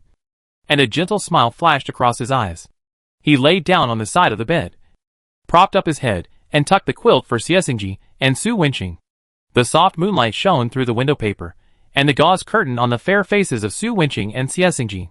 The moonlight was like flowing water, shrouding them with a unique soft light. Su Wenqing slept very lightly, and she woke up as soon as Xie Shan moved. She let Xie Shan brush the scattered hair on her face behind her ears. Xie Shan lowered his voice very low, and there was a gentleness in his tone that he himself did not notice. Why are you not asleep yet? Su Wenqing, I heard that the king of Jin came to you to complain today. Xie Shan lowered his eyes and glanced at Xie Xingji, who was sleeping between him and Su Wenqing. Xie Xingji looked very well behaved and quiet when he was sleeping. His fair face with a little baby fat showed a faint smile, as if he was having a sweet dream. Xie Shan's mouth naturally had a little smile, and he patted her lightly from time to time. That's about right. Alas, the children are fighting. And the king of Jin is really serious about it. Moreover, a 15-year-old child was put in a sack by a 7-year-old child. And the king of Jin had the nerve to come out and yell. And he didn't feel ashamed. Su Wenqing, I heard that your son spent a lot of money to help Huan Yang from Chunhuachoyua Tower redeem herself. Xie Xian was too embarrassed to tell Su Wenqing that Xie Xingji had asked him for 1,000 taels. It was also for the sake of a marriage. I also heard about the story of those two people. It was quite pitiful. The starting point is good. Can't you consider my psychological endurance? Su Wenqing gritted his teeth and said, that day I heard the servant report that he spent a lot of money to buy the first night of the courtesan in Chunhuachoyua Tower. I was completely confused. How old is he? Xie Xian smiled and said, I will talk to him another day and ask him not to be so exaggerated and report to you in advance. Su Wenqing squinted at Xie Xian. At the age of 7, he knew how to go to the red light district. Were you like this when you were a child? Madam, you are wronging me. Xie Xian hurriedly clarified. When I was young, I was very well behaved. I got up before dawn to read books. And my way of relaxing was to do horse stance. How could I have the opportunity to go to those places? Su Wenqing snorted. Still skeptical. Xie Xian comforted. It's nothing. As long as his nature is right. With our son's intelligence, he won't go too far. Look at the emperor. He was even more unruly than our son when he was young. But now, he has become the king of a country, and is doing a good job. Su Wenqing asked in confusion, isn't the emperor pretending to be like that to save his life? Xie Xian did not hesitate to say, I think he just exaggerated the other side of his character. Su Wenqing. Xie Xian narrowed his eyes slightly. Did someone say something in front of you? Su Wenqing sighed. It was your great cousin who asked me to drink tea for the whole morning. And talked about the Xie family's door lintel and the family's honor. It made my head hurt. Xie Xian, they are all people who have nothing to do with each other. Just listen to them. There is no need to take it to heart. I will deal with it tomorrow and ask her to stop coming to the Xie mansion. You don't need to make a special trip for such a small matter.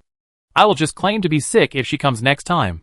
Su Wenqing lowered her head and played with Xie Xian's bony hands. She lowered her eyes to look at Xie Xingji's well-behaved sleeping face. Her tone was light, with a hint of imperceptible worry. The burden of the Xie family is too heavy. I'm just worried that he may not be able to carry it. Xie Xian smiled. Do you hope he can inherit the Xie family? I don't have any fixed expectations for him. At most, I hope he can grow up happily. Su Wenqing paused. I'm just afraid that it will be difficult for you. Xie Xian, there is nothing difficult for me. Everyone should be born free. There is no responsibility that he must bear. He can choose to live the life he wants. He can be willing to enter the officialdom, wander around the world, or be a rich and idle person for life. You don't have to worry about those gossips. Live a lifetime. Be who you want to be. Live the life you want. And have no regrets when you are old. That's enough. Xie Xian lowered his eyes and looked at Su Wenqing, letting her play with his hands. Don't worry. No matter what kind of person he wants to be, I can still protect him for the rest of his life. Su Wenqing raised her eyebrows. What if he commits a crime and commits a heinous crime? Xie Xian, just kidding. With my words and deeds, how could he do evil? Su Wenqing, with you. We teach by words and deeds. Xie Xian teased with a smile. After all, you are the most beautiful, gentle, kindest, and most lovely mother. Su Wenqing pinched Xie Xian's waist lightly and scolded with a smile. Are you tired of living? Xie Xian held Su Wenqing's hand. His eyebrows slightly curved. With a flattering smile, Madam, please understand. How dare I? Su Wenqing smiled and ignored Xie Xian's sweet talk. I saw you send him to the East Palace to be the prince's companion. And I thought you hoped that he would become a loyal minister like you in the future. Xie Xian, no. Whether learning literature or martial arts is to enable him to have the ability to choose the life he wants in the future, so that he will not regret not working hard when he was young. And going to the East Palace is also what he wants to go to. Su Wenqing smiled and said, yes. The teacher you hired only taught him. And there is no comparison for him to learn from. How can he compare to the East Palace?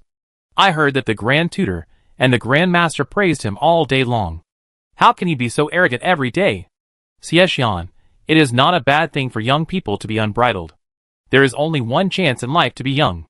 Riding a horse and stepping on flowers, feeling proud is exactly what one should be like at this age. Being mature at a young age is not necessarily a good thing. Life is long, and there are many days when one needs to restrain one's brilliance and bide one's time.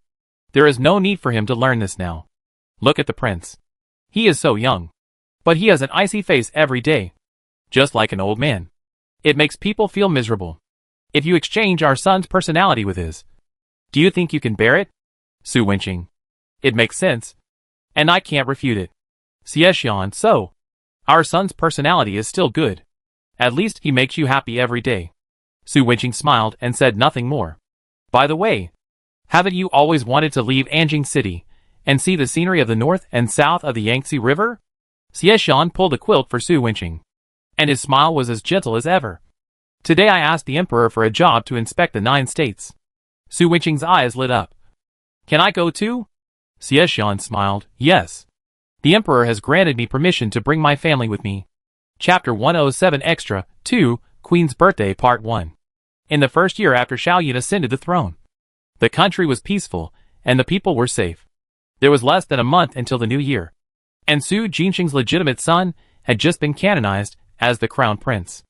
As a member of the Su family, although Su Wenqing's relationship with Su Jinxing was not as close as that of a sister, it did not prevent her from privately using her identity as the queen's sister to cheat others. The main purpose was of course to promote her newly opened Rouge jewelry shop at the end of the year. With a steady flow of money, Su Wenqing was so happy that she couldn't stop smiling for a month until she received an invitation to a banquet in the palace to celebrate the queen's birthday. Su Wenqing stared at the invitation with red background and gold characters for a whole day, feeling confused and entangled. His brain had stopped working due to overload, leaving only a bunch of useless brain juice to continue to maintain weak life activities. When Xie came back, he saw his wife lying half dead in front of the dressing table. His eyes naturally softened, and with a little teasing, he leaned on the dressing table. What is this? The queen's invitation? Are you thinking about how to extract the gold ink on it? Su Wenqing stood up from Xie arms with disdain. Go and change your precious court dress first. If your court dress is wrinkled at the court meeting tomorrow, I don't know what will be spread in the tea house and wine shop. Xie stood up and took off his court robes while laughing. You don't care about what others say? I don't care. But I can't stand you having a son who likes to go to tea houses to listen to gossip all day. I'm really afraid that he will come to ask me what those people are talking about. It's too embarrassing. The most important thing is that your son likes to ask questions. Su Wenqing held his forehead and sighed. It's really hard for me. Xie didn't know whether to laugh or cry. So you always send him to ask me? Su Wenqing took Xie's court robes, and threw the casual clothes he found at random over to him. Send him over to ask you what's wrong. Isn't it your responsibility, as a father, to answer your son's doubts? Yes. Yes. Yes. Xie grabbed Su Wenqing's hand, smiling with flattery in his eyes. Help me change clothes? Su Wenqing stepped on Xie to force him to let go, and stuffed the casual clothes into Xie's arms, and said sullenly, Refuse. I'm not in the mood. Xie smiled. Why? Because the queen personally invited you to attend her birthday party? Su Wenqing frowned. Yes. And it was written by hand. Xie was a little surprised. I thought you and the queen had reconciled. Su Wenqing had a hard time. But it didn't matter whether she reconciled or not. The important thing was that she was afraid that her body would suddenly lose control and talk nonsense. If she went into the emperor's arms with tears in her eyes in front of everyone, the streets and alleys of Anjing City would be filled with all kinds of bloody love and hate stories the next day. Su Wenqing lay on the dressing table with despair. This kind of thing really can't be thought of. Once you think of it, you will easily lose hope of living. Xie saw Su Wenqing's appearance like a kitten with drooping ears and laughed. If you don't want to go, don't go. Anyway, it's just a formality. I'll help you to report illness. You're late. A few days ago, I was full of energy and took your son to participate in the mother-son Kuja competition held by the queen's close friend, Anping County Princess. Su Wenqing raised her chin sadly and pointed to a set of jade jewelry on the dressing table to Xie. Third place. The prizes are all here. Xie. No wonder the teacher he found for Xie complained to him, saying that he couldn't find Xie all day long. It turned out that he went to practice Kuja with his mother. Su Wenqing sighed. According to the rules, do I have to go to the palace early in the morning to pay my respects? Xie, almost. I heard from the Ministry of Rites that the Queen simplified the ceremony this year and ordered people to build a stage in the palace. Maybe she just wants to invite you to drink tea and listen to music. Drinking tea and listening to music? Wouldn't that be very idle? Su Wenqing became even more depressed after hearing this. Where there are many women, there are always many disputes. And countless literary and film and television works about palace fighting and house fighting have told the world a profound truth that women in the harem cannot be idle. Once they are idle, something will happen. Su Wenqing took Xie Xian's hand. Affectionate and pitiful husband. Xie Xian's heart trembled when he heard this title. Please arrange for a good guard with good eyesight to accompany me to the palace tomorrow. If I have any abnormal behavior, let her stop me by force. Su Wenqing pretended to wipe away a few non-existent tears. It would be best if she could bring me out safely from the siege of tens of thousands of imperial guards. Tens of thousands of imperial guards? Xie Xian, are you going to assassinate the queen? Su Wenqing, it's not impossible. Xie Xian. Chapter 108 Extra 2, Queen's Birthday Part 2. On the morning of the Queen's wedding banquet, Su Wenqing yawned and sat in front of the dressing table, letting the maid do her makeup. Hasn't the person arrived yet? Su Wenqing was so sleepy that tears came out. Xie Xian leaned against the dressing table and gently wiped away the tears from Su Wenqing's eyes. Here he is. He should be changing clothes in the backyard now. The maid saw that her eye makeup, which she had worked hard for half a quarter of an hour, was smeared again. She endured the pain in her heart, dared not say anything, pursed her lips silently, and continued to put on makeup again. Su Wenqing didn't understand why she had to wipe off her eye makeup after just putting it on.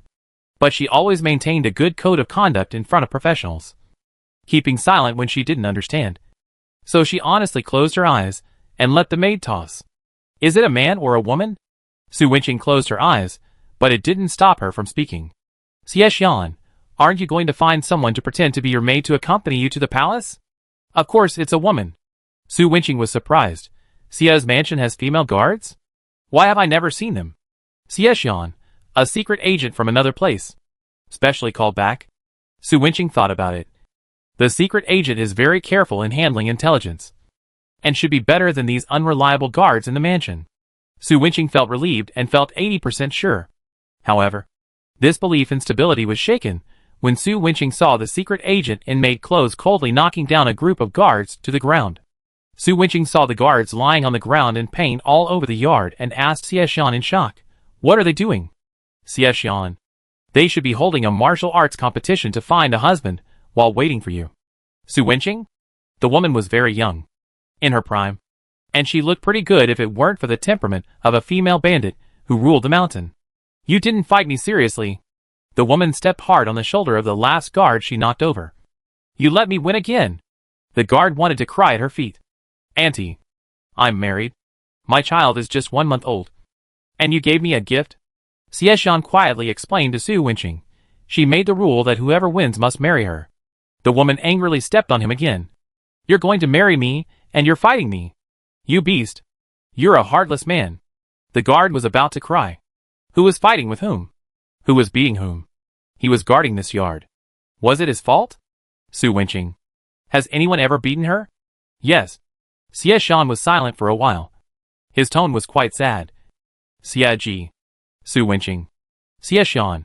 He didn't know at the time, and he wanted to cut off his winning hand afterwards. Su Wenqing. On the carriage to the palace, Su Wenqing and the maid disguised as a spy exchanged a few simple words. The result of the two casual people being together was that they were like old friends after less than 3 sentences. Yunling, young madam. Do you mean that I will stop you immediately when I find you have abnormal behavior? Su Wenqing, yes. Any method is fine. You can respond on the spot according to the situation at the time. Yunling, what do you mean by abnormal? Su Wenqing thought about it, and suddenly took out a silk to cover her eyes, and sobbed softly. Her voice was like crying and her appearance was pitiful. It's not me. It's really not me. Yunling. Su Wenqing returned to normal in a second. She tucked the silk back into her sleeves with a look of expectation. Do you understand? Yunling rubbed the goosebumps on his arms and nodded. The carriage stopped outside the palace gate. Su Wenqing walked out of the carriage with the help of Yunling. The queen's death was celebrated by the whole world. Not only did they set up a porridge place outside the palace gate, but they also planned to sell all the gifts received to help the orphans and widows who lost their husbands and fathers in the war. Su Wenqing didn't understand why Su Jinsheng invited her to the birthday banquet so sincerely until she knew that Su Jinsheng had the plan of selling it. She had reason to suspect that Su Jinsheng knew that she used the identity of the queen's sister to make money for her rouge jewelry shop. So she sincerely invited her to come and bleed the dirty blood of capitalism. Su Wenqing sighed quietly and ordered someone to take down the valuable carved and flowing glass cup from the car. She endured the pain of being forced to bleed and put on a decent smile and walked towards the queen's palace under the guidance of the maid. The maid smiled respectfully and humbly. "Thank you, madam, for coming so early. The queen has just stood up. Please come in." Su Wenqing. Did she want to come early? If she could, she would definitely choose to be the last to come and the first to leave. But didn't your queen hinted that she should come early? And she also said that it was the first time to hold such a grand birthday banquet. She was flustered and wanted her sisters to accompany her. Would Su Jinsheng be flustered? If she hadn't known that Su Jinsheng wouldn't touch her for Xieshuren's sake, Su Wenqing would have thought that this was a Hongyan banquet specially set up for her. In the central palace, Su Jinsheng, wearing a phoenix crown and gorgeous clothes, stood by the window trimming bonsai. She was elegant and noble, with an innate coldness. The morning sun poured on her through the half-open wooden window, just like a winter plum blossom after the snow. Charming but not coquettish. Beautiful and dignified. TSK, TSK, TSK. Look at this beauty. She is worthy of being the Mary Sue heroine that everyone loves. Not to mention men. Even she, as a woman, couldn't help but be amazed. Su Wenqing politely bowed to Su Jinsheng. "May you live 1,000 years of life. Be rich and prosperous for 1,000 years. And wish the queen a blessing as vast as the East Sea, and a long life as long as the sky." Su Jinsheng held the silver scissors and trimmed the branches of the bonsai without any pause. She curled her red lips slightly, and her laughter was cold, but also carried the dignity of a high-ranking person. "May you be blessed as vast as the East Sea, and live as long as the sky? I wonder if this blessing from my sister is sincere or false." Su Wenqing smiled without thinking.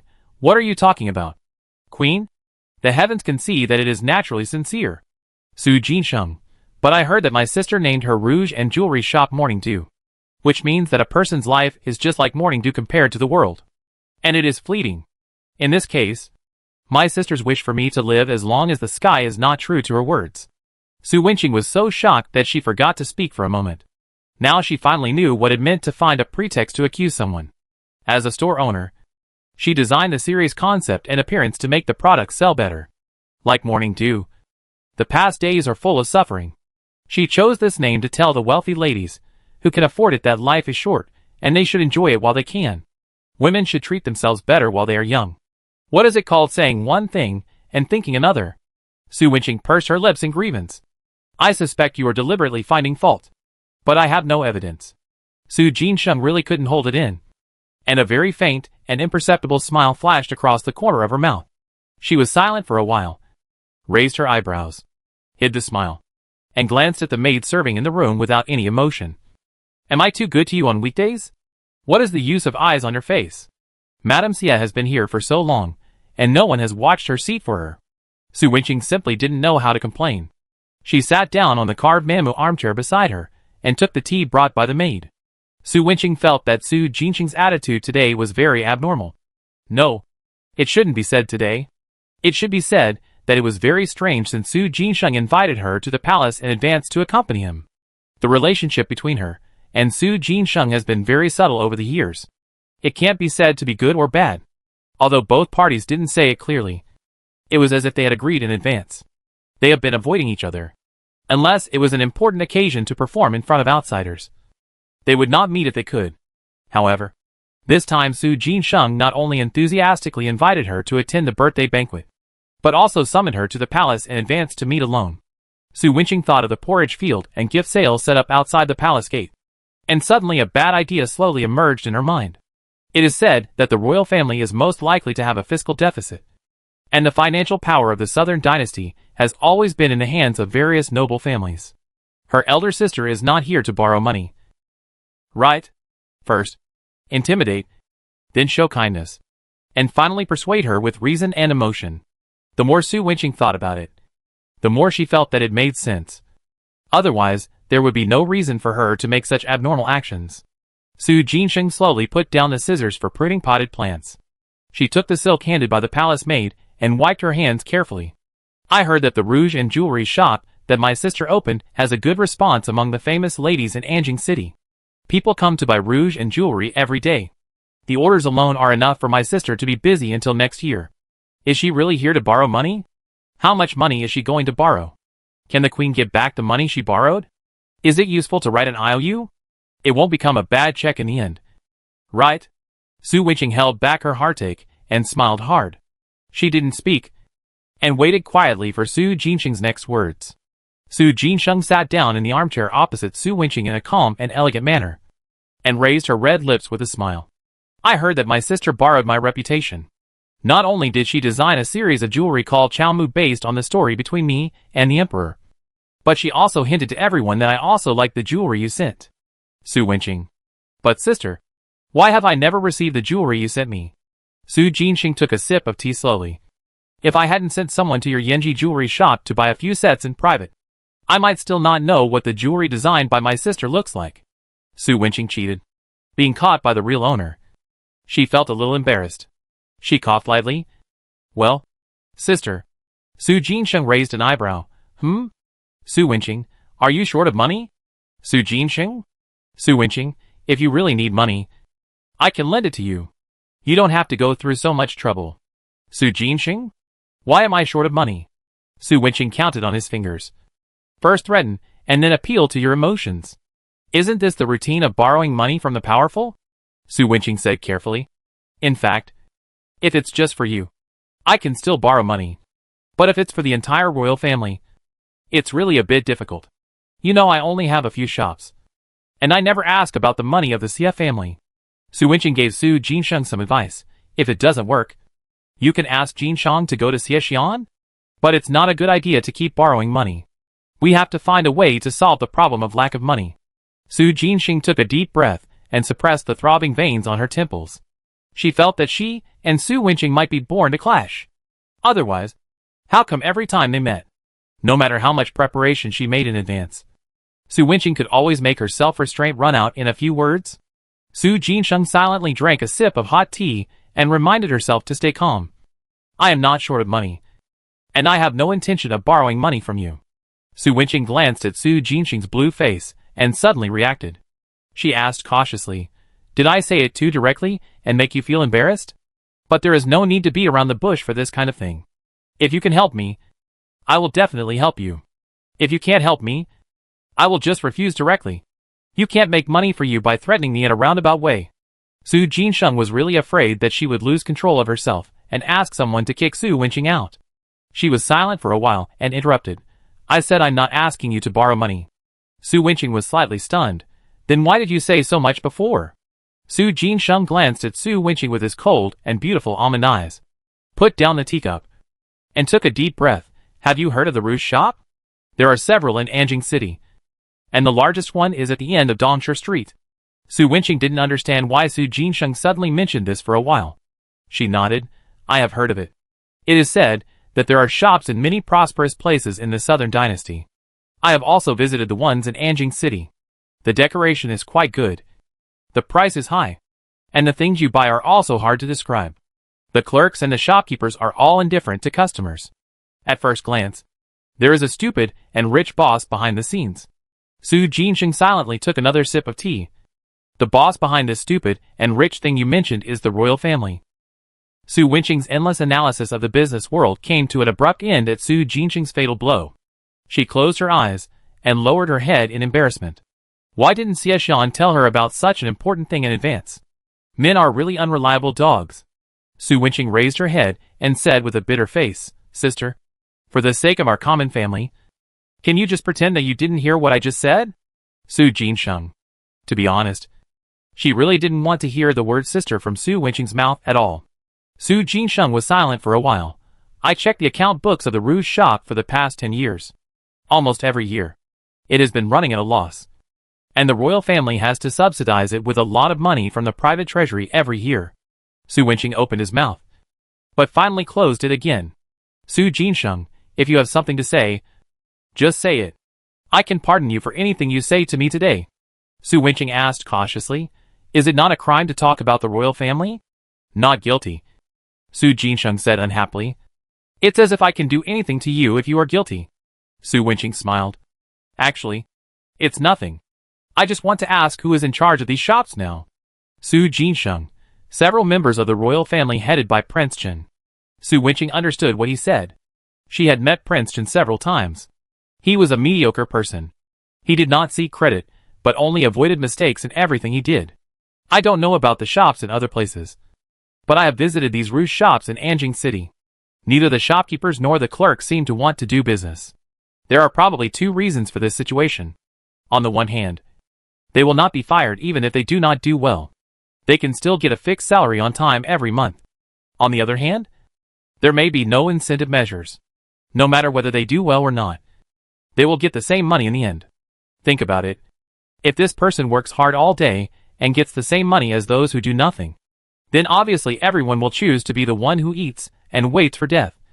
Anyway, everyone can get a fixed salary in the end. Su Jinsheng was thoughtful after hearing this. She was silent for a while, and suddenly laughed.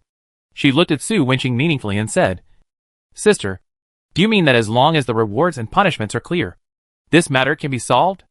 Su Wenqing also laughed. The queen should know that clear rewards and punishments are the foundation. But the biggest problem of handing this matter over to the royal family is that it is impossible to clarify the rewards and punishments.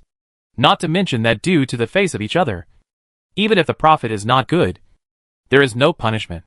Just look at the accounts handed over from the bottom to the top. How much money has been embezzled is also difficult to find out. Sister, you are right. Su Jinsheng's lips curled slightly. This is why I asked you to come this time. Su Wenqing, who had just experienced what it means to make excuses for someone's crime, once again experienced what it means to shoot oneself in the foot. Su Jinsheng smiled and said, First it was the chess and card garden, and then it was the rouge and jewelry shop. I am really impressed by your business ability. If I don't give this matter to you, wouldn't it be burying your talent? Su Wenqing had a sad face. Sister, are there 3 big words written on my face called sucker? The relationship between the royal family is complicated, which is not something a weak woman like me with no talent and ability can handle. A chess and card garden plus a rouge and jewelry shop is enough to keep me busy. With so many shops, my thin shoulders really can't bear it. Sister, what are you talking about? Su Jinsheng said with a smile. Sister, you opened the chess and card garden and rouge jewelry shop in Anjing City just to find the best business model. I heard that you have asked your friends Madame Sheng and Mr. Chu to go to Yangzhou to find a suitable store. If I am right, Sister wants to open another rouge jewelry shop in Yangzhou that is exactly the same as the one in Anjing City. Su Wenqing. She suspected that she was being monitored and there was evidence. Su Jinsheng, don't worry about the royal family. I will handle everything for you. Don't worry about the capital. I can transfer it to you from the royal family's private treasury. Isn't this forced buying and selling? Su Wenqing wiped her tears and looked at Su Jinsheng with tearful eyes. Looking pitiful, Sister. I am your biological sister. How can you bear to cheat me like this? Yunling, standing behind Su Wenqing, looked thoughtfully at the silk that Su Wenqing wiped her tears. Su Jinsheng, I can give you all the shops. From raw stones to labor. You can arrange all the expenses by yourself. And I will not interfere. Su Wenqing said pitifully, Aren't you afraid that I will enrich myself? Su Jinsheng paused while drinking tea, raised his eyes, and smiled at Su Wenqing. Last year, the salt tax was rectified, and the Su family was also involved. Father's cash on hand was not available. I heard that you sold most of the farms and deeds to make up for the deficit for father. And the silver added up to twice the dowry that father gave you when you got married. Su Wenqing. She thought that the deliberate distance between her and Su Jinsheng was not only reflected on the surface. So she was the only one who was truly consistent. Su Jinsheng. Many people think that the third daughter of the Su family is filial. And she still remembers her mother's family after marrying into the Xia family. And she will use all her family wealth to make up for the deficit of her mother's family. But I know that you just want to repay the little kindness you received from the Su family. And from now on, you can go your own way. Su Wenqing said blankly. So what? Su Jinsheng's red lips curled up lightly, with a hint of imperceptible cunning and teasing in her coldness. So you used my reputation to open your rouge jewelry shop. and now it is reasonable to repay it. Su Wenqing was about to cry. She finally knew what fishing enforcement was. She had sent someone to test Su Jinxing's reaction before she borrowed her reputation. Su Jinxing's reaction was quite calm. She thought she didn't mind, so she dared to use it so openly. It turned out that he was waiting for her here. Su Wenqing's eyes were full of tears, and she looked pitiful. Sister, how about we make a deal? I will hand over all the money I have earned from the business so far, and you will be generous and let me go? Su Jinxing, from now on, you will take over the Royals Rouge shop. All the money earned within 3 years will belong to you. After 3 years, you can take 30% of the money earned after paying back the capital I initially provided. Su Wenqing heard this, and her tearful eyes flashed with a gleam of light that only belongs to swindlers. If so, this business is not a loss. But 30% is still a little less. If we can negotiate the chips to 40% and 60%, it will be even more perfect. Su Jinxing smiled slightly. What do you think? Sister? The queen has made such a concession. If I refuse again, it would be ungrateful. But the queen should also know that the hardest part of doing business is the early stage. Su Wenqing picked up the silk and wiped away the tears in the corners of her eyes. These 3 years. Yunling made a lightning move and knocked Su Wenqing unconscious with a palm. Su Jinxing, who was waiting for Su Wenqing to bargain. Su Wenqing, who was seeking some benefits for himself before fainting. Chapter 109 Extra 2, Queen's Birthday Part 2. Everything changed so fast that Su Jinxing didn't react at all. She subconsciously grasped the armrest of the wooden chair, then immediately loosened it. She pretended to be calm and indifferent, frowned and said coldly, "What are you doing?" Yunling carefully supported Su Wenqing to prevent her from being hit by the wooden chair when she fell. She replied in a serious tone, reporting to the queen. It was the order of the young lady before she came. Su Jinxing couldn't believe it. Told you to knock her out? Yunling thought about it and nodded. Yes. Su Jinxing, why? Yunling replied honestly, I don't know either. Su Jinxing. So she never understood Su Wenqing's thoughts. Half an hour later, Su Wenqing woke up from the pain. She sat up with her arms and legs, not arms. Her face wrinkled like a bitter gourd. She covered the back of her neck with her hands and shouted in pain. Ouch! Ouch! Someone help me check. Is my neck broken? The imperial physician, who had been waiting outside the curtain, hurriedly replied, reporting to Madame Xie. Don't worry. Your neck is fine. It is not broken. Su Wenqing. Was this imperial physician sent by Su Jinxing to take revenge on her? Where is Yunling? Su Wenqing covered her neck and hissed.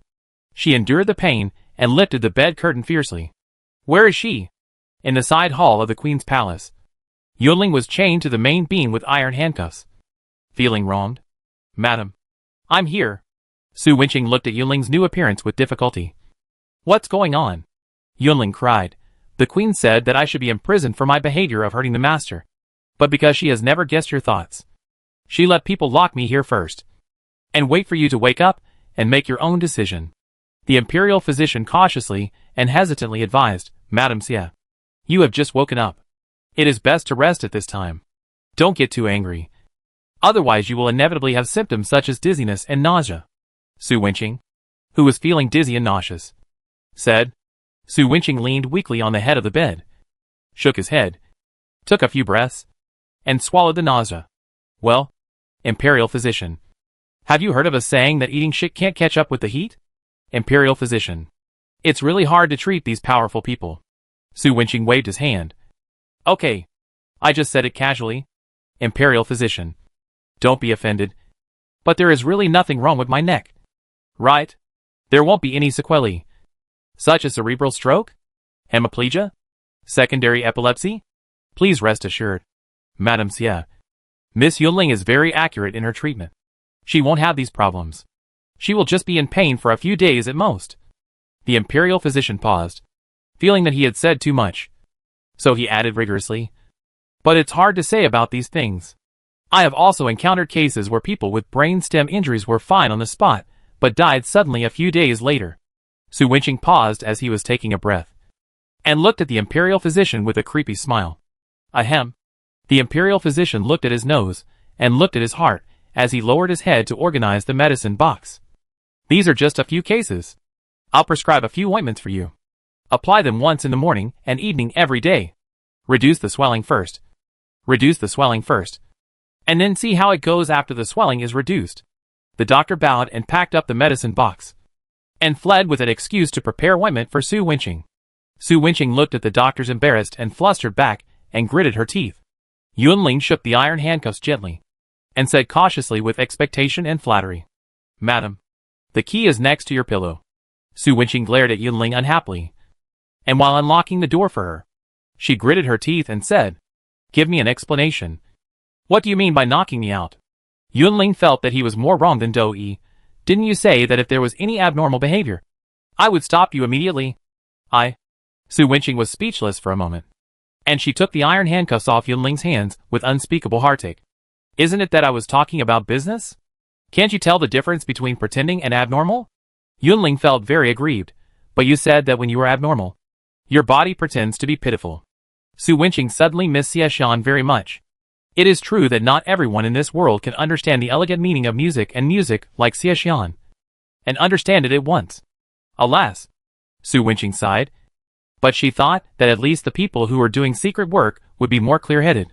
Okay, Su Wenqing comforted herself. Maybe her task was too difficult. Where is the queen? What time is it now? Has the birthday banquet started? Yunling, it's past the hour of C. The Qianqiu ceremony has ended, and the queen and the officials and their wives are now ordering plays in the harem.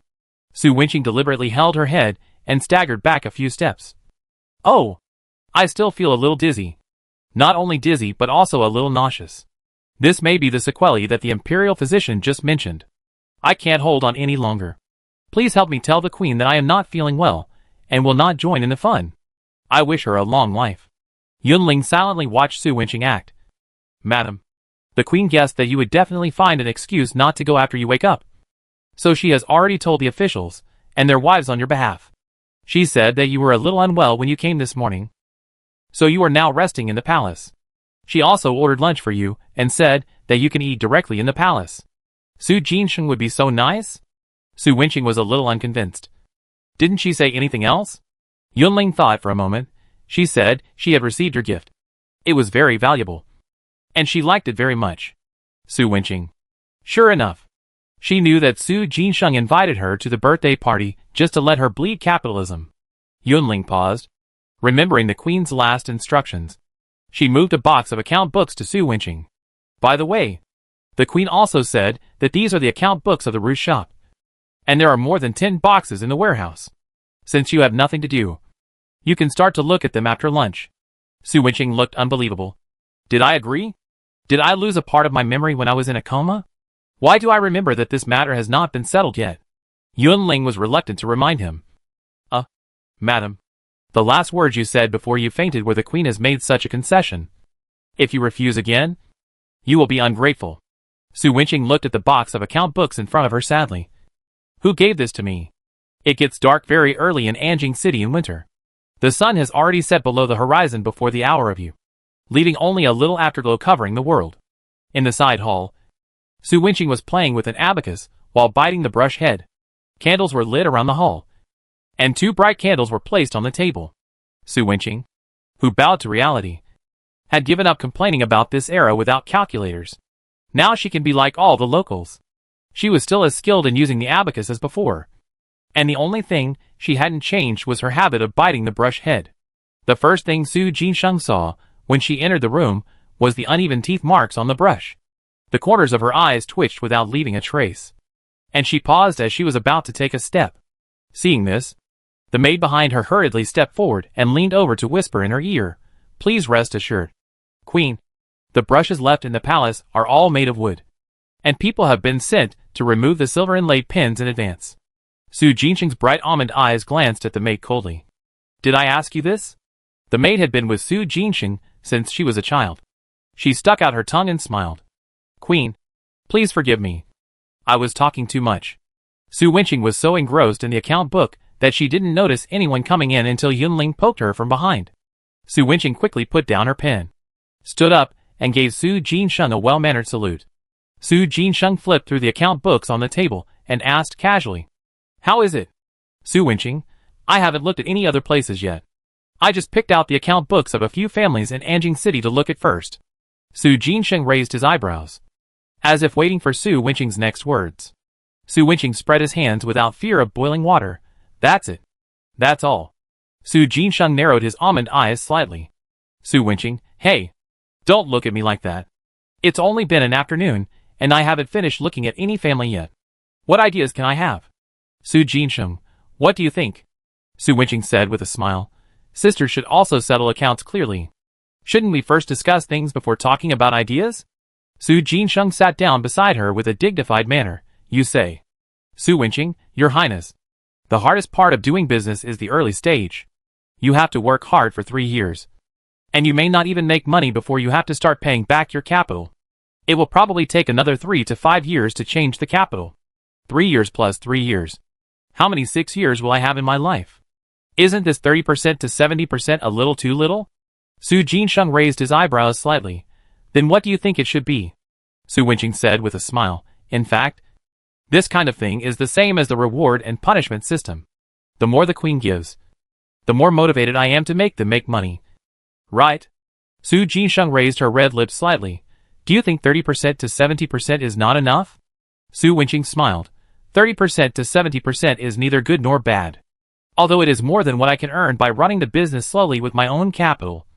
The risks and pressure I need to bear are much greater than what I can get.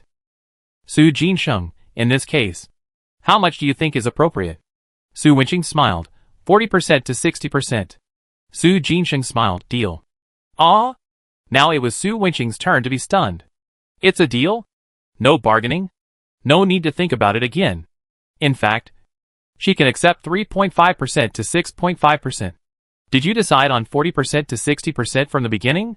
Since the deal has been made, Su Jinsheng has nothing to hide. Almost. Su Wenqing was speechless.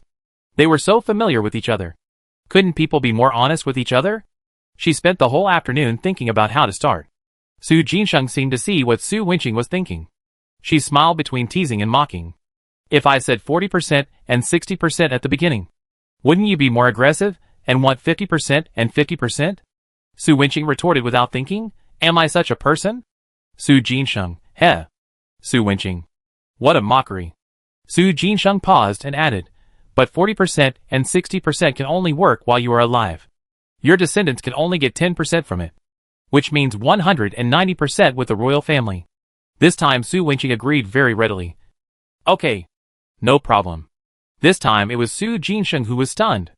Su Wenqing smiled and said, the descendants have their own blessings. Leaving too much is not conducive to growth.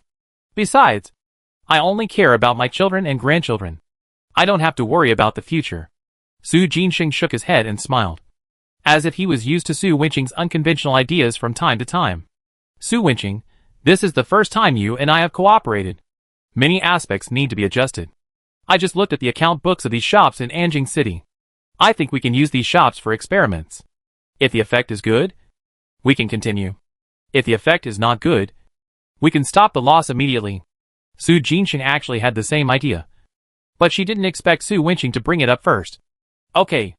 You can try your own ideas with these shops in Anjing City first. Even if you lose money, it doesn't matter. You don't need to make up for it later. Su Wenqing and Su Jinsheng are used to cheating each other, and it's rare for her to see Su Jinsheng being so tactful. Su Wenqing thought about it, and decided to return the favor to Su Jinsheng. I heard that the queen wants to sell the gifts she received, and use the money from the cash to support Jimingtang to help poor families? Su Jinsheng, do you have a different idea? Su Wenqing smiled and said, I just think that since the queen wants to get money from the various families, it's not enough to just let everyone send gifts. Bold. Su Jinsheng glanced at Su Wenqing with her bright almond eyes. Who said I wanted to get money from the noble families? Su Wenqing admitted her mistake and nodded. Yes. Yes. Yes. The queen is kind-hearted, and can't bear to see the people of our southern dynasty suffer. She wants to gather the power of various mansions and noble families to do more good deeds. Although I am not talented, I also want to do my best. Su Jinsheng has never seen anyone like Su Wenqing, who can flatter so much no matter what kind of flattery. Su Jinsheng said unhappily, Tell me about it. Su Wenqing, the gifts received by the queen are all top grade, but the charity sale will eventually discount the value of these things. In my opinion, the queen might as well hold a charity auction. The women in the harem always like to compete and show off. The silver taels from the auction will definitely be much more than the silver taels from the charity sale. If it is well managed, it may even exceed the value of the items themselves. Su Jinsheng fell into deep thought after hearing this. She was silent for a long time, and then raised her head and smiled.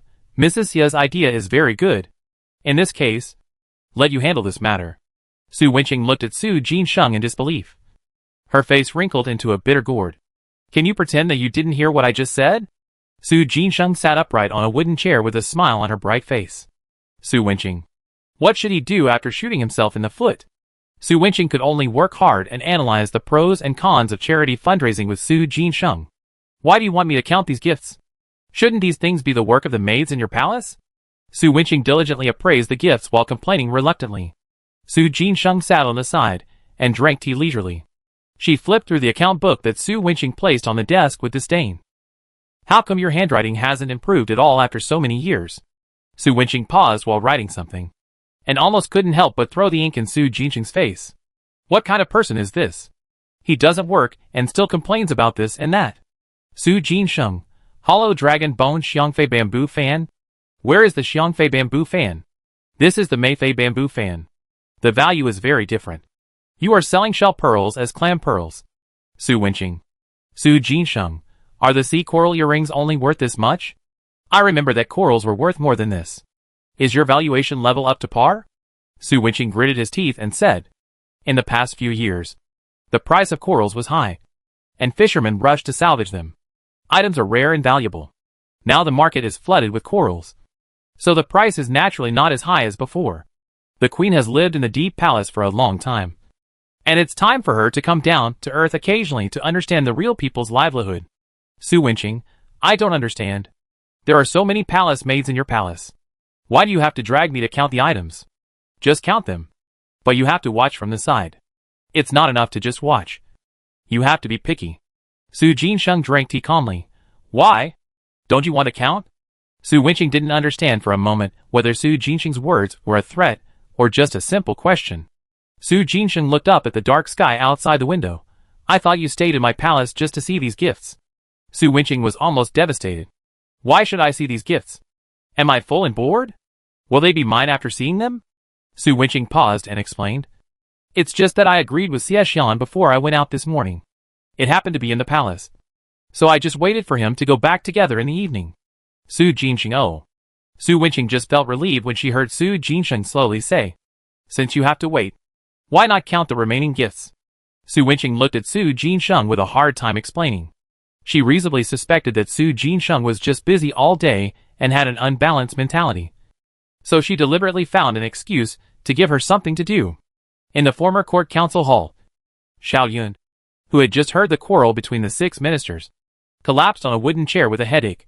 Why does the emperor have so many things to deal with all day long?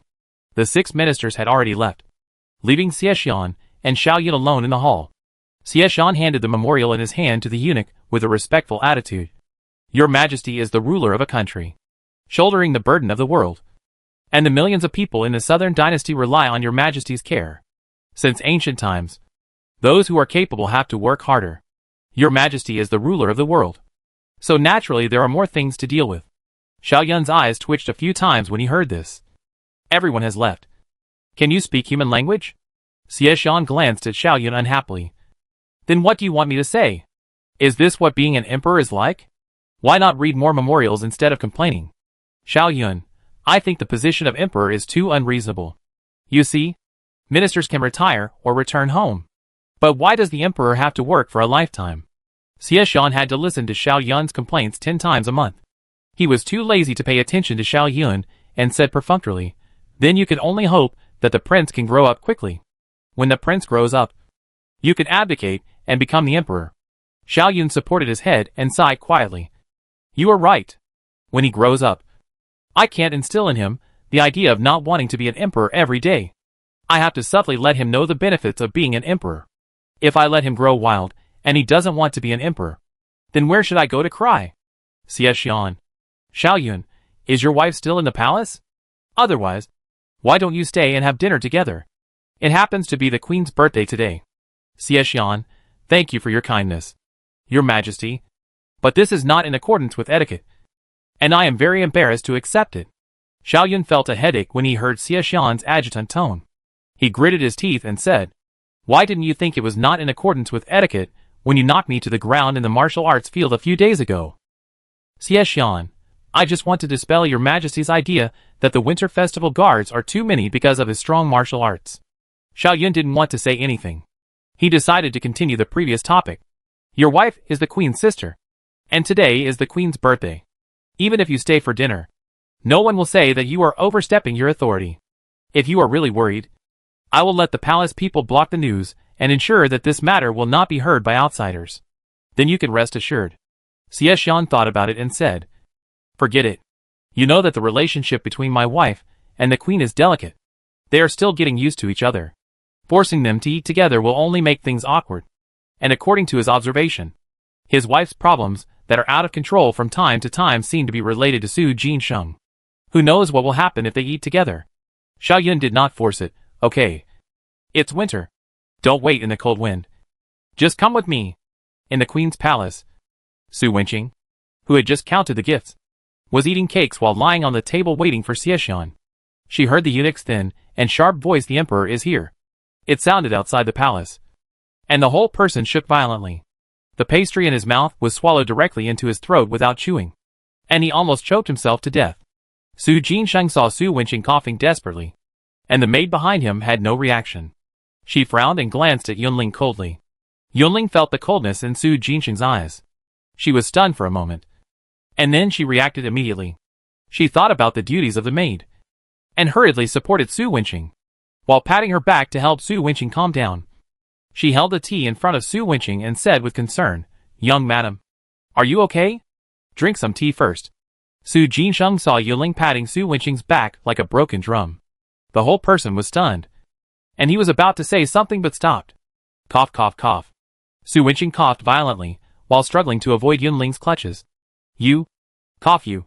If you have any opinions about me, you can just say it directly. Are you going to kill me?" Yunling looked at her hand blankly.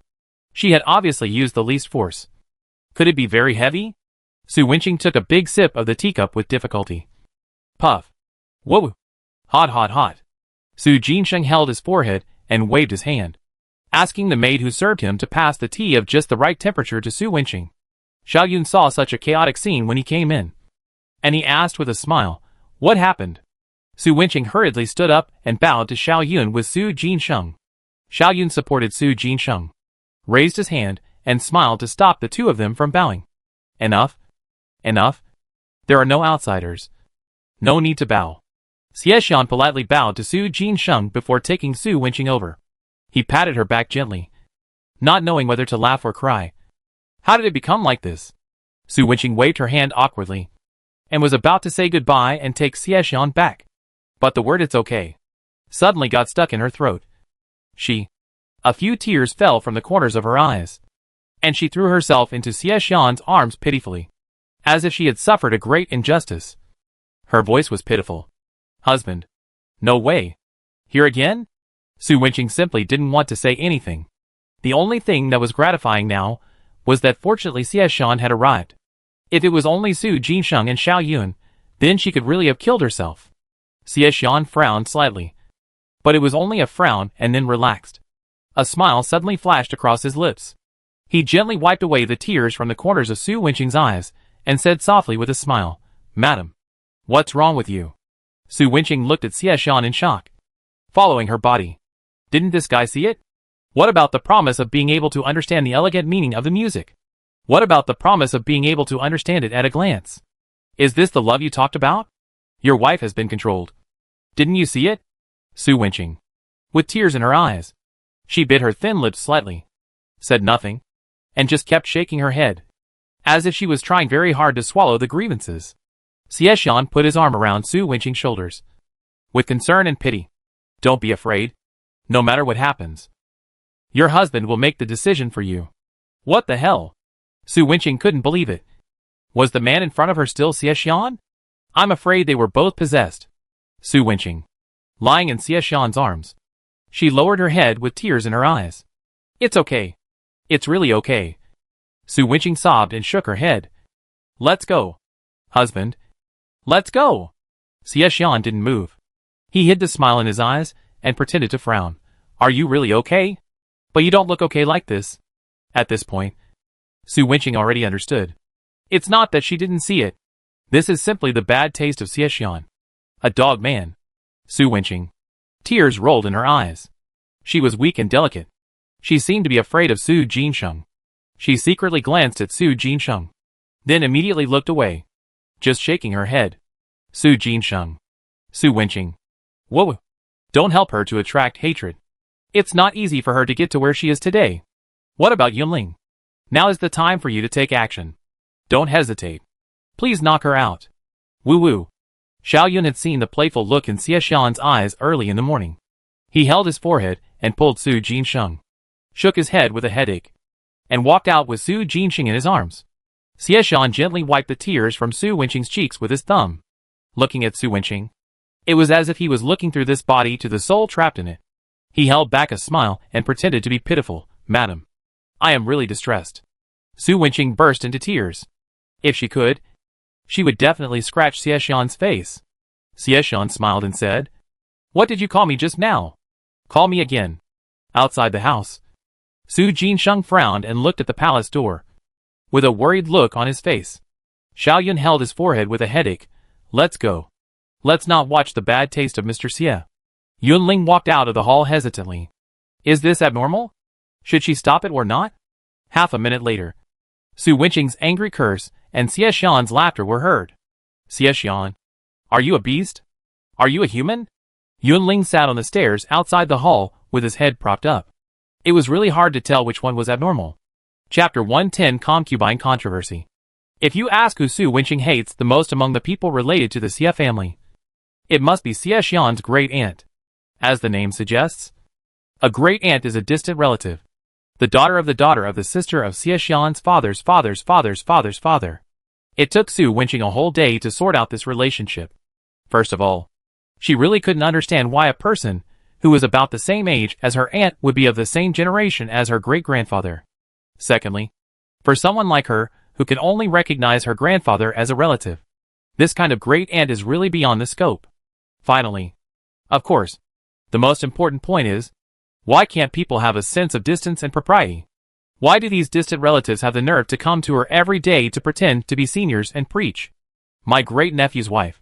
My great-nephew's surname is Lu, and her given name is Wanshun. However, the name is a good name, but she is the opposite of the name. She is neither gentle nor innocent. She is about 50 years old, with a sharp face and monkey cheeks. When she smiles, she has a gossipy temperament. Su Wenqing smiled with a fake smile. She really didn't know whether to praise this person for perseverance or to say that she didn't have the foresight to see the good. She hid outside for a day to avoid this great nephew. But who knew that she was still there when she came back? Oh, isn't this my great nephew? You are still here. It's time for dinner. Are you going to stay and have dinner together? Lu was wearing a dark red jacket, with a sour and exaggerated smile. She pretended to refuse. My great-nephew's wife is too polite. How can I feel embarrassed? Su Wenqing smiled and said, What my great cousin said is true. Since you feel embarrassed, I won't try to persuade you to stay. I'll send someone to see you off. Lu was choked by the words. She pursed her lips, took the teacup and drank another sip of tea with a bad look on her face, then wiped her mouth with a light pink silk. Her tone was sharp and her smile was mean. She looked at Su Wenqing and said, My great cousin's wife has not been home all day. Where did she go? She came back when the sun was about to set? Su Wenqing felt overwhelmed when she heard this voice. However, the rich and powerful families always pay attention to etiquette. After all, she is a relative and an elder, so she can't just drive her out. Su Wenqing deliberately put on a tired look, wanting to see if this great cousin's vision had any limits. She rubbed her temples pretending to be tired. I didn't go anywhere. I just went out to take a look. Lu, how can you go for a whole day without going anywhere? Look at you. You either went to the chess and card park or the rouge and jewelry shop. Alas, I'm not saying anything about you because I'm an elder. I'm really doing this for the good of our Xie family. Su Wenqing propped up her head and looked at Lu listlessly. Sure enough, people's vision can have no limits. Lu, women, since ancient times, have been required to obey their fathers. their husbands, and their sons. After marriage, they should obey their husbands, take care of the household, respect their elders, and educate their children. They should be upright, and only by being upright can they establish their foundation. They should be dignified and steady when going out, and not be frivolous and casual. Look at all the women in Anjing City. Is there anyone who goes out to do business like you do all day long? Su Wenqing propped up his head, covered his mouth and yawned. Lu continued to chatter.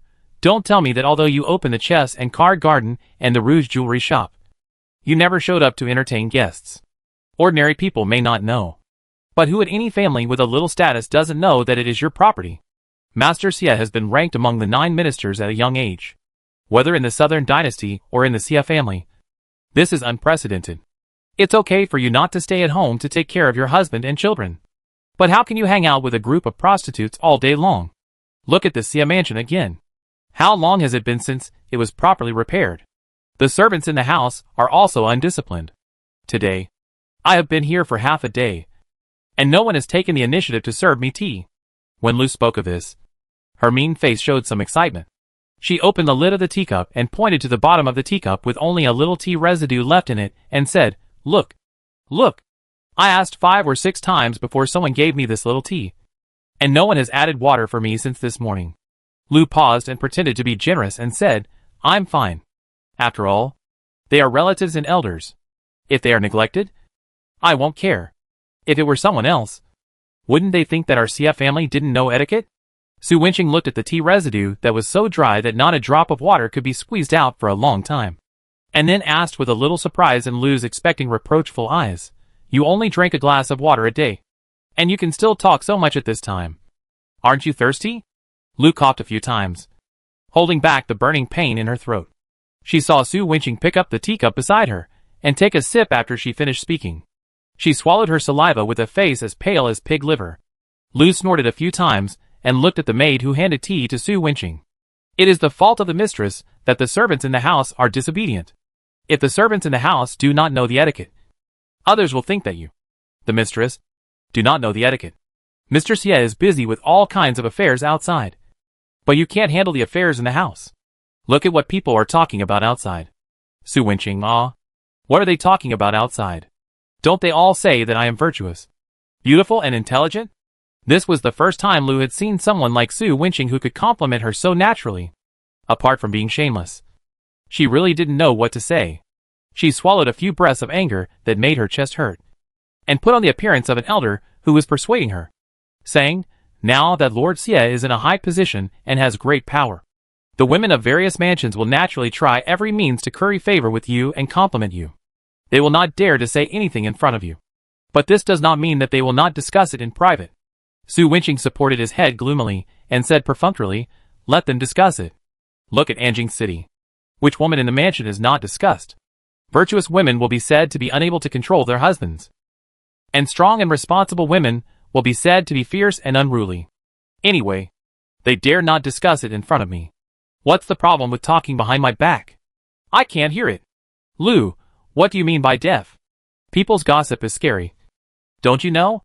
Lord Xie is now extremely powerful, and he will easily be criticized if he is not careful. At times like this, you should be more cautious and careful in your words and deeds. But not only did you not do so, but you still acted recklessly and acted in a high-profile manner. Don't you know that gossip can melt gold, and accumulated criticism can destroy bones? Aren't you afraid that your casualness will bring disaster to the Xie family? Su Wenqing raised his eyebrows without leaving a trace. Especially the child Xingji, who is extremely talented, smart and clever. If he is well educated, his future achievements will be limitless. But look at him now. He is slacking off and doing whatever he wants. Lu deliberately sighed. If you don't teach him well, alas, how can he shoulder the burden of the Xie family in the future? Su Wenqing looked at this great cousin meaningfully, without saying anything, quietly waiting for her next words. Lu, look. You have been married to Shiren for many years, and you only have one child, Xingji, and you have no more children for so many years. I think that the Xie family is big and powerful. If such a huge family business is handed over to Xingji, it will inevitably be a bit overwhelmed if there is no help from his brothers. Su Wenqing smiled and said, Great cousin. What you said is not right. How many big families have risen and fallen because of the struggle for power among the sons in the family? Besides, isn't my husband the only son in the family? Look, isn't my husband managing the Xie family well now? Lu smiled, and the wrinkles on her face piled up together. Master Xie is in charge of the Xie family alone. It's fine that outsiders don't know the hardships and difficulties. As his wife, you are his bedside. Don't you feel it at all? Master Xie is so talented. And you are willing to let your own children face the same difficulties and hardships in the future? Lu leaned forward slightly, deliberately pretending to be a kind elder who was completely considerate of Su Wenqing. I know that you have been reluctant to help Shuren take a concubine because you are worried that your status and Xingji's status will be threatened. After all, men are always fickle. As their faces get older, years of affection cannot compare to the youth and beauty of young girls. I understand that this is human nature and a loving mother's heart. Su Wenqing. Besides, although the women we brought in from outside look gentle and virtuous, who knows what kind of thoughts are hidden under the gentle and harmless surface? Bringing these coquettish and slutty women into the house will only cause trouble for yourself. My great cousin is also an experienced person. How can she not understand you? Su Wenqing did not speak. Lu smiled, and her wrinkled smile looked like an unscrupulous old procuress who forced girls into the arms of passers-by in the shabby flower alley. I have a daughter in my family, who is gentle and virtuous, but also very timid. She dare not even say a few words in front of others. She is younger than you, and is in her prime. She has known Shuren since childhood, and can be regarded as childhood sweethearts. Shuren also took good care of her when she was young. I only found out by chance that she had admired Shuren since childhood, but she was just too shy to say it out loud. Su Wenqing stroked the rim of the teacup with his thumb, smiling politely yet slightly sinisterly. In the prime of youth? Childhood sweethearts? Lu continued to persuade enthusiastically. I think so. It is better to marry your own people than to marry someone else. I know my daughter's temperament best. She is law-abiding and indifferent to disputes. She will never have any bad thoughts. I asked her, and she said that if she can accompany Mr. Xie, she will be willing even if she is just a concubine for her whole life. I also made an agreement with her. If she has a child in the future, let the child be under your name. She will not fight or compete, and will never shake your position. In this way, Xingji will have the help of his brothers in the future, and he will not have to shoulder all the burdens of the Xie family alone. Moreover, you are already a mother, and you should be able to understand my sincere heart as a mother. I have never been able to see my daughter's mind, so I made her miss this marriage. Now, not only can I fulfill her thoughts, but also help the Xie family solve the problem of not having many offspring. Isn't it wonderful to accomplish such a win-win thing? Su Wenqing held the teacup with a fake smile, looking at Lu without saying a word. Her smile was a little gloomy. Why did you miss this marriage? Lu felt that there was a chance. She smiled and deliberately said ambiguously, Xu Jing and Xian grew up together. Maybe because Xu Jing was timid since childhood, so Xian has always taken special care of her. Lu deliberately sighed quietly. It's me who didn't see it. Su Wenqing's smile did not change. Still polite and courteous, but there was a little more creepy feeling for no reason. Oh, so that's the case. Lu was delighted. So you agree? That's great. I'll go back and bring her to you to serve tea. Ah? Su Wenqing came back to her senses from her sinister sneer. She stared at Lu for a long time, until Lu was sweating profusely. And then she slowly said, Oh, you asked me if I agree? Lu smiled and said, Yes, yes. Su Wenqing looked at Lu with a smile. Someone come. The guards rushed in from outside the door. Su Wenqing, this person openly cursed the 9 ministers of the dynasty. Can you help me take him to Jingzhou Prefecture and ask Lord Zhao how many strokes he should be given according to the law? Lu's bright smile froze on her face. She looked at Su Wenqing in disbelief and took a long time to react. What? What? Su Wenqing looked at Lu with a smile. I remember you were talking about the 3 obediences and 4 virtues just now. Lu nodded blankly. Su Wenqing spread her hands innocently. After marriage, you should obey your husband. After your husband dies, you should obey your son. After your husband dies. Aren't you cursing my husband? Lu, Su Wenqing, my husband is one of the 9 ministers of the court. You dare to curse him to death in front of me. It's obvious that you don't take the emperor and the court seriously. Su Wenqing turned his head and said to the guards righteously, the Xie family has always been loyal to the court, and my husband has always followed the emperor's lead. This person's words are obviously trying to sow discord between the Xie family and the court. Although he is an elder, it has been difficult to be loyal and filial since ancient times. Send him to Jingao Prefecture and say that our Xie family has nothing to do with this person from now on. Lu's face was half smiling and half confused. She hadn't figured out how this had turned out until she was suppressed by the guards. Didn't she just say that she agreed to take her daughter as a concubine? Su Wenqing sat in the empty main hall holding a teacup. Staring at the hall door Lu had left with gritted teeth. Mother! Xie Xingji ran over with a fish basket in his short arms, covered in mud. His fair face was sunburned red. You? Xie Xingji's words stopped abruptly in the strange atmosphere of the main hall. His running footsteps were stuck in the threshold. He kept one foot inside the door and one foot outside the door for a few seconds, then held his breath and silently lifted the foot inside the door. He planned to come quietly and leave quietly, determined not to take away any dissatisfaction. Su Wenqing looked at Xie Xingji with a half smile. Why are you leaving? You haven't finished talking yet? Xie Xingji reacted quickly. He lowered his half-raised front foot back to the ground, ran to Su Wenqing with his short legs, hugged Su Wenqing like a dog, and handed the fish basket filled with lively fish to Su Wenqing. Look, Mother! Brother Xieji took me and my little cousin to catch fish. Su Wenqing glanced at the fish thrashing in the fish basket and asked in confusion, Brother? Xie Xingji smiled widely. Brother Xieji said that calling him uncle made him look too old. He felt as if he had grown a tuft of white beard out of thin air when he heard it. He said that he would only take us out to play if we called him brother. Su Wenqing gently wiped Xie Xingji's mud on his face. Then why do you call my mother-in-law not to call my sister? Is it that I look very old? Xie Xingji first had a meal first, and then responded very quickly. He immediately held Su Wenqing and laughed. What are you talking about? We are the most beautiful, the most gentle, the most kind. Sister Wenqing, who made us cute, was unhappy, and I would help you to beat her. Su Wenqing stared at Xie Xingji's face with a smile on his face. The eyebrows of this face were similar to Xie Shiren. Xie Xingji sensed a dangerous atmosphere in Su Wenqing's half-smiley eyes.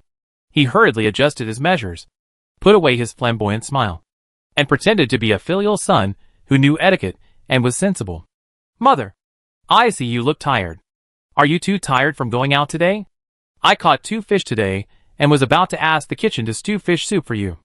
Otherwise, I will ask someone to help you take a rest first, and I will call you when the soup is ready. Su Wenqing stared at Xie Xingji without saying a word. It was unknown what he was thinking, and his eyes were a little relaxed. Xie Xingji's heartstrings relaxed slightly, and just as he was about to continue, he heard Xieji's voice outside. Sister-in-law. The person that the guards pushed out must be the great cousin. Right? Is she here to cause you trouble again? What is she doing this time? Seeing that you are getting older, is she here to urge you to give my brother a concubine? Don't pay attention to her. I know my brother's mind best. Even if you are old and ugly, my brother will never leave you. Xie Xingji screamed awe with a tragic look on his face. Uncle Xieji, what are you talking about? My mother is in her prime. How can she be getting older? How can she be old and faded? Su Wenqing. Xie Xingji. Xieji, I seem to hear 2 daggers entering the heart. The sound of plop plop. Is it an illusion? Su Wenqing stood up with a smile, walked through Xie Xingji and Xieji, and smiled faintly. It's an illusion. You heard it wrong. Xie Xingji. Xieji stared at Su Wenqing drifting away, but still holding the teacup in his hand, not forgetting to put it down, and said to Xie Xingji suspiciously, What's wrong with your mother? Does she like that teacup so much that she can't bear to put it down after leaving? Xie Xingji. In the evening, Xie Shan returned from the palace after finishing his political affairs. It was rare for Xieji to return from the northern border to Anjing City to report on his work. Moreover, he heard that Xieji took Xie Xingji and the prince to the river to catch fish in the afternoon. He thought that the mansion should be very happy today, and at least the atmosphere should be more relaxed than usual. However, when he got off the carriage, not only did he not see Xieji, but even Su Wenqing and Xie Xingji, who had come to the front yard of Xie's mansion to play and wait for him when they were in a good mood, did not see anyone. Xie Shan curiously asked the guard at the door, Is the young lady not back yet? Guard, reporting to the young master. She came back early in the morning, and I heard that she seemed to be appreciating paintings in the study. Appreciating paintings? Xie Shan was puzzled. When did his wife develop such a hobby? Xieshan walked towards the study room with a skeptical attitude. Outside the study room, Xieji and Xiesingji were sitting on the steps with their arms around each other, discussing their confusion. Xiesingji, I always thought that Daddy's childhood sweetheart was the emperor. Xieji was a little uncertain when he heard it. Can childhood sweethearts refer to two men? Xiesingji, it doesn't matter if it's a general term. Xieji, since it's a general term, why can't it be me? Your dad and I grew up together. Xiesingji, then who is the childhood sweetheart between you and Daddy? Xieji, then let's not have a childhood sweetheart. I'm afraid your father will beat me. Xiesingji propped up his head and asked in confusion, does your father have a childhood sweetheart? Xieji thought for a while, probably not. My eldest brother has been hanging out with a group of children from aristocratic families since he was a child. And in order to avoid unnecessary trouble, he has almost never met any girl alone. If you insist on finding a childhood sweetheart, I think the only one who can be considered a childhood sweetheart is the one who ignores gender. What do you mean by a childhood sweetheart? Xieshan came all the way and saw Xiesingji and Xieji whispering something. Xiesingji and Xieji were slightly stunned when they saw Xieshan, and then hurriedly stood up and greeted him. Daddy! Brother! Xieshan narrowed his eyes suspiciously, looked at Xieji, then looked at Xiesingji, and finally looked at Xiesingji and said, have you gotten into trouble again? Xiesingji was even more wrong than Dou-yi. Xieshan saw that Xiesingji's expression did not look fake, so he chose to believe him for the time being. He looked at the closed door and asked casually, what were you talking about just now? Xiesingji, second uncle was telling me about your childhood. Xieshan nodded, not paying much attention. He looked at the study room in confusion. Do you need to close the door to appreciate paintings? With his wife's personality, shouldn't she like to discuss lively? Xieshan asked Xiesingji in confusion, what's wrong with your mother? Xiesingji thought for a moment and replied honestly, my mother just got a painting of a beauty and is now obsessed with it. Xieshan looked at Xieji in confusion. Is that so? Xieji thought for a moment and nodded honestly. Xieshan was puzzled. Then why don't you go in? What are you doing sitting outside? Xieji thought for a moment and replied honestly, my sister-in-law's appreciation level is too high, and Xingji and I are far behind. My sister-in-law dislikes that we don't get along, so she drove us out. Xieshan looked at Xiesingji in confusion. Is that so? Xiesingji thought for a moment and nodded honestly. Xieshan pushed open the wooden door of the study cautiously with a suspicious and puzzled attitude. Inside the room, Su Wenqing was folding his arms and looking at the paintings hanging on the wall silently. Xieshan looked at Su Wenqing's face calmly, but after watching for a long time, he could not see any clues from his wife's face. His wife looked calm, as if she was really appreciating the paintings. Su Wenqing heard the door open. She turned around and saw Xieshan. She smiled and said in a normal tone, you're back? Everything was normal. His wife's reaction didn't seem unusual. However, Xieshan instinctively smelled a dangerous breath. Xieshan smiled. I heard you got a painting of a beauty? Su Wenqing paused, tapping her arm with her fingers. Xieshan paused and thought about what he had just said. It should be, no problem. Su Wenqing put on a smile on his face again, turned his head back, and stared at the painting on the wall again. Yes, I got a new painting of a beauty. Xieshan suspiciously moved his eyes to the painting, only to see that the painting paper and the wooden scroll on which the painting was mounted were very new, and it was obviously a painting of the current dynasty. Even the painting method was extremely ordinary, and it could not be called a masterpiece.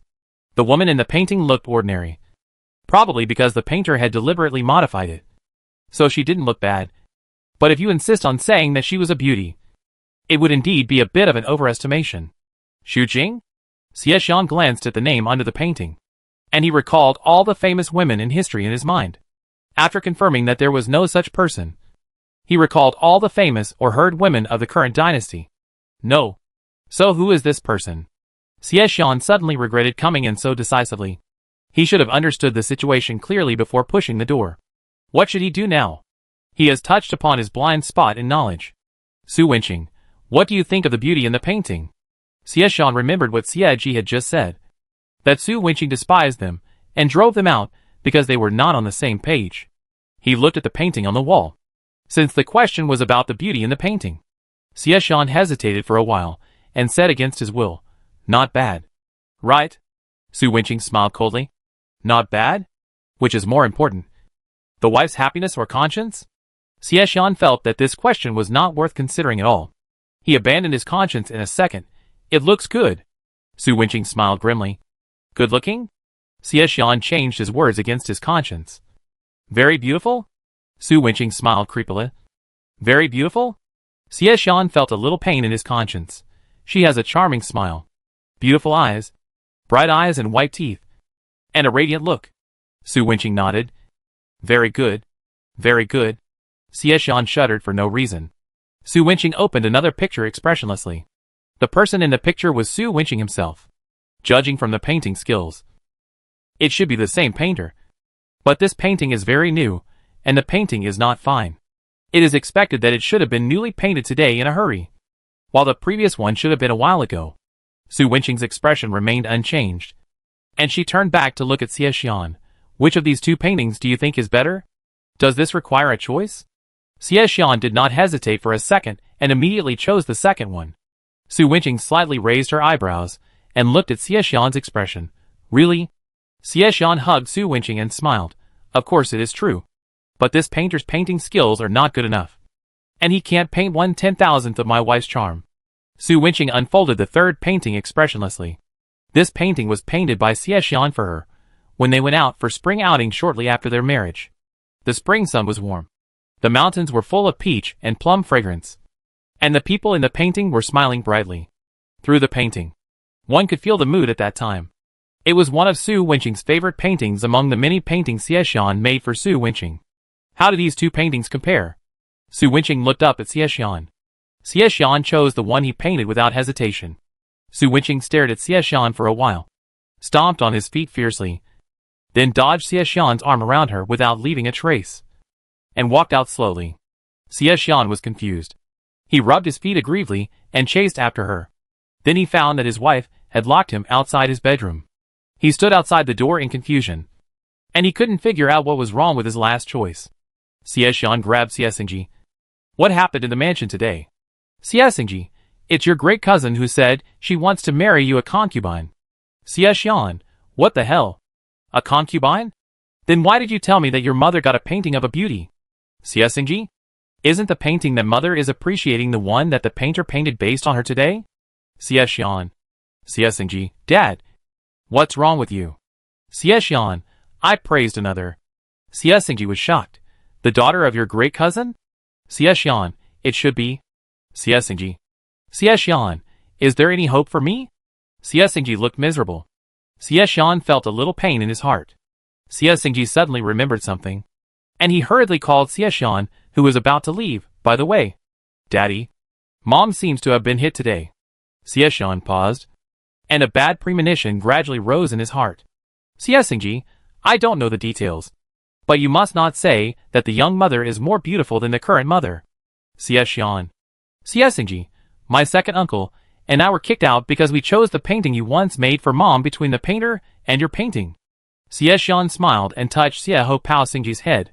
"What a coincidence. I am the same." Xie Xingji slowly retreated silently, trying to avoid Xie Xian's clutches without showing any expression. But Xie Xian was faster than him. As soon as Xie Xingji's feet retreated, Xie Xian grabbed him up.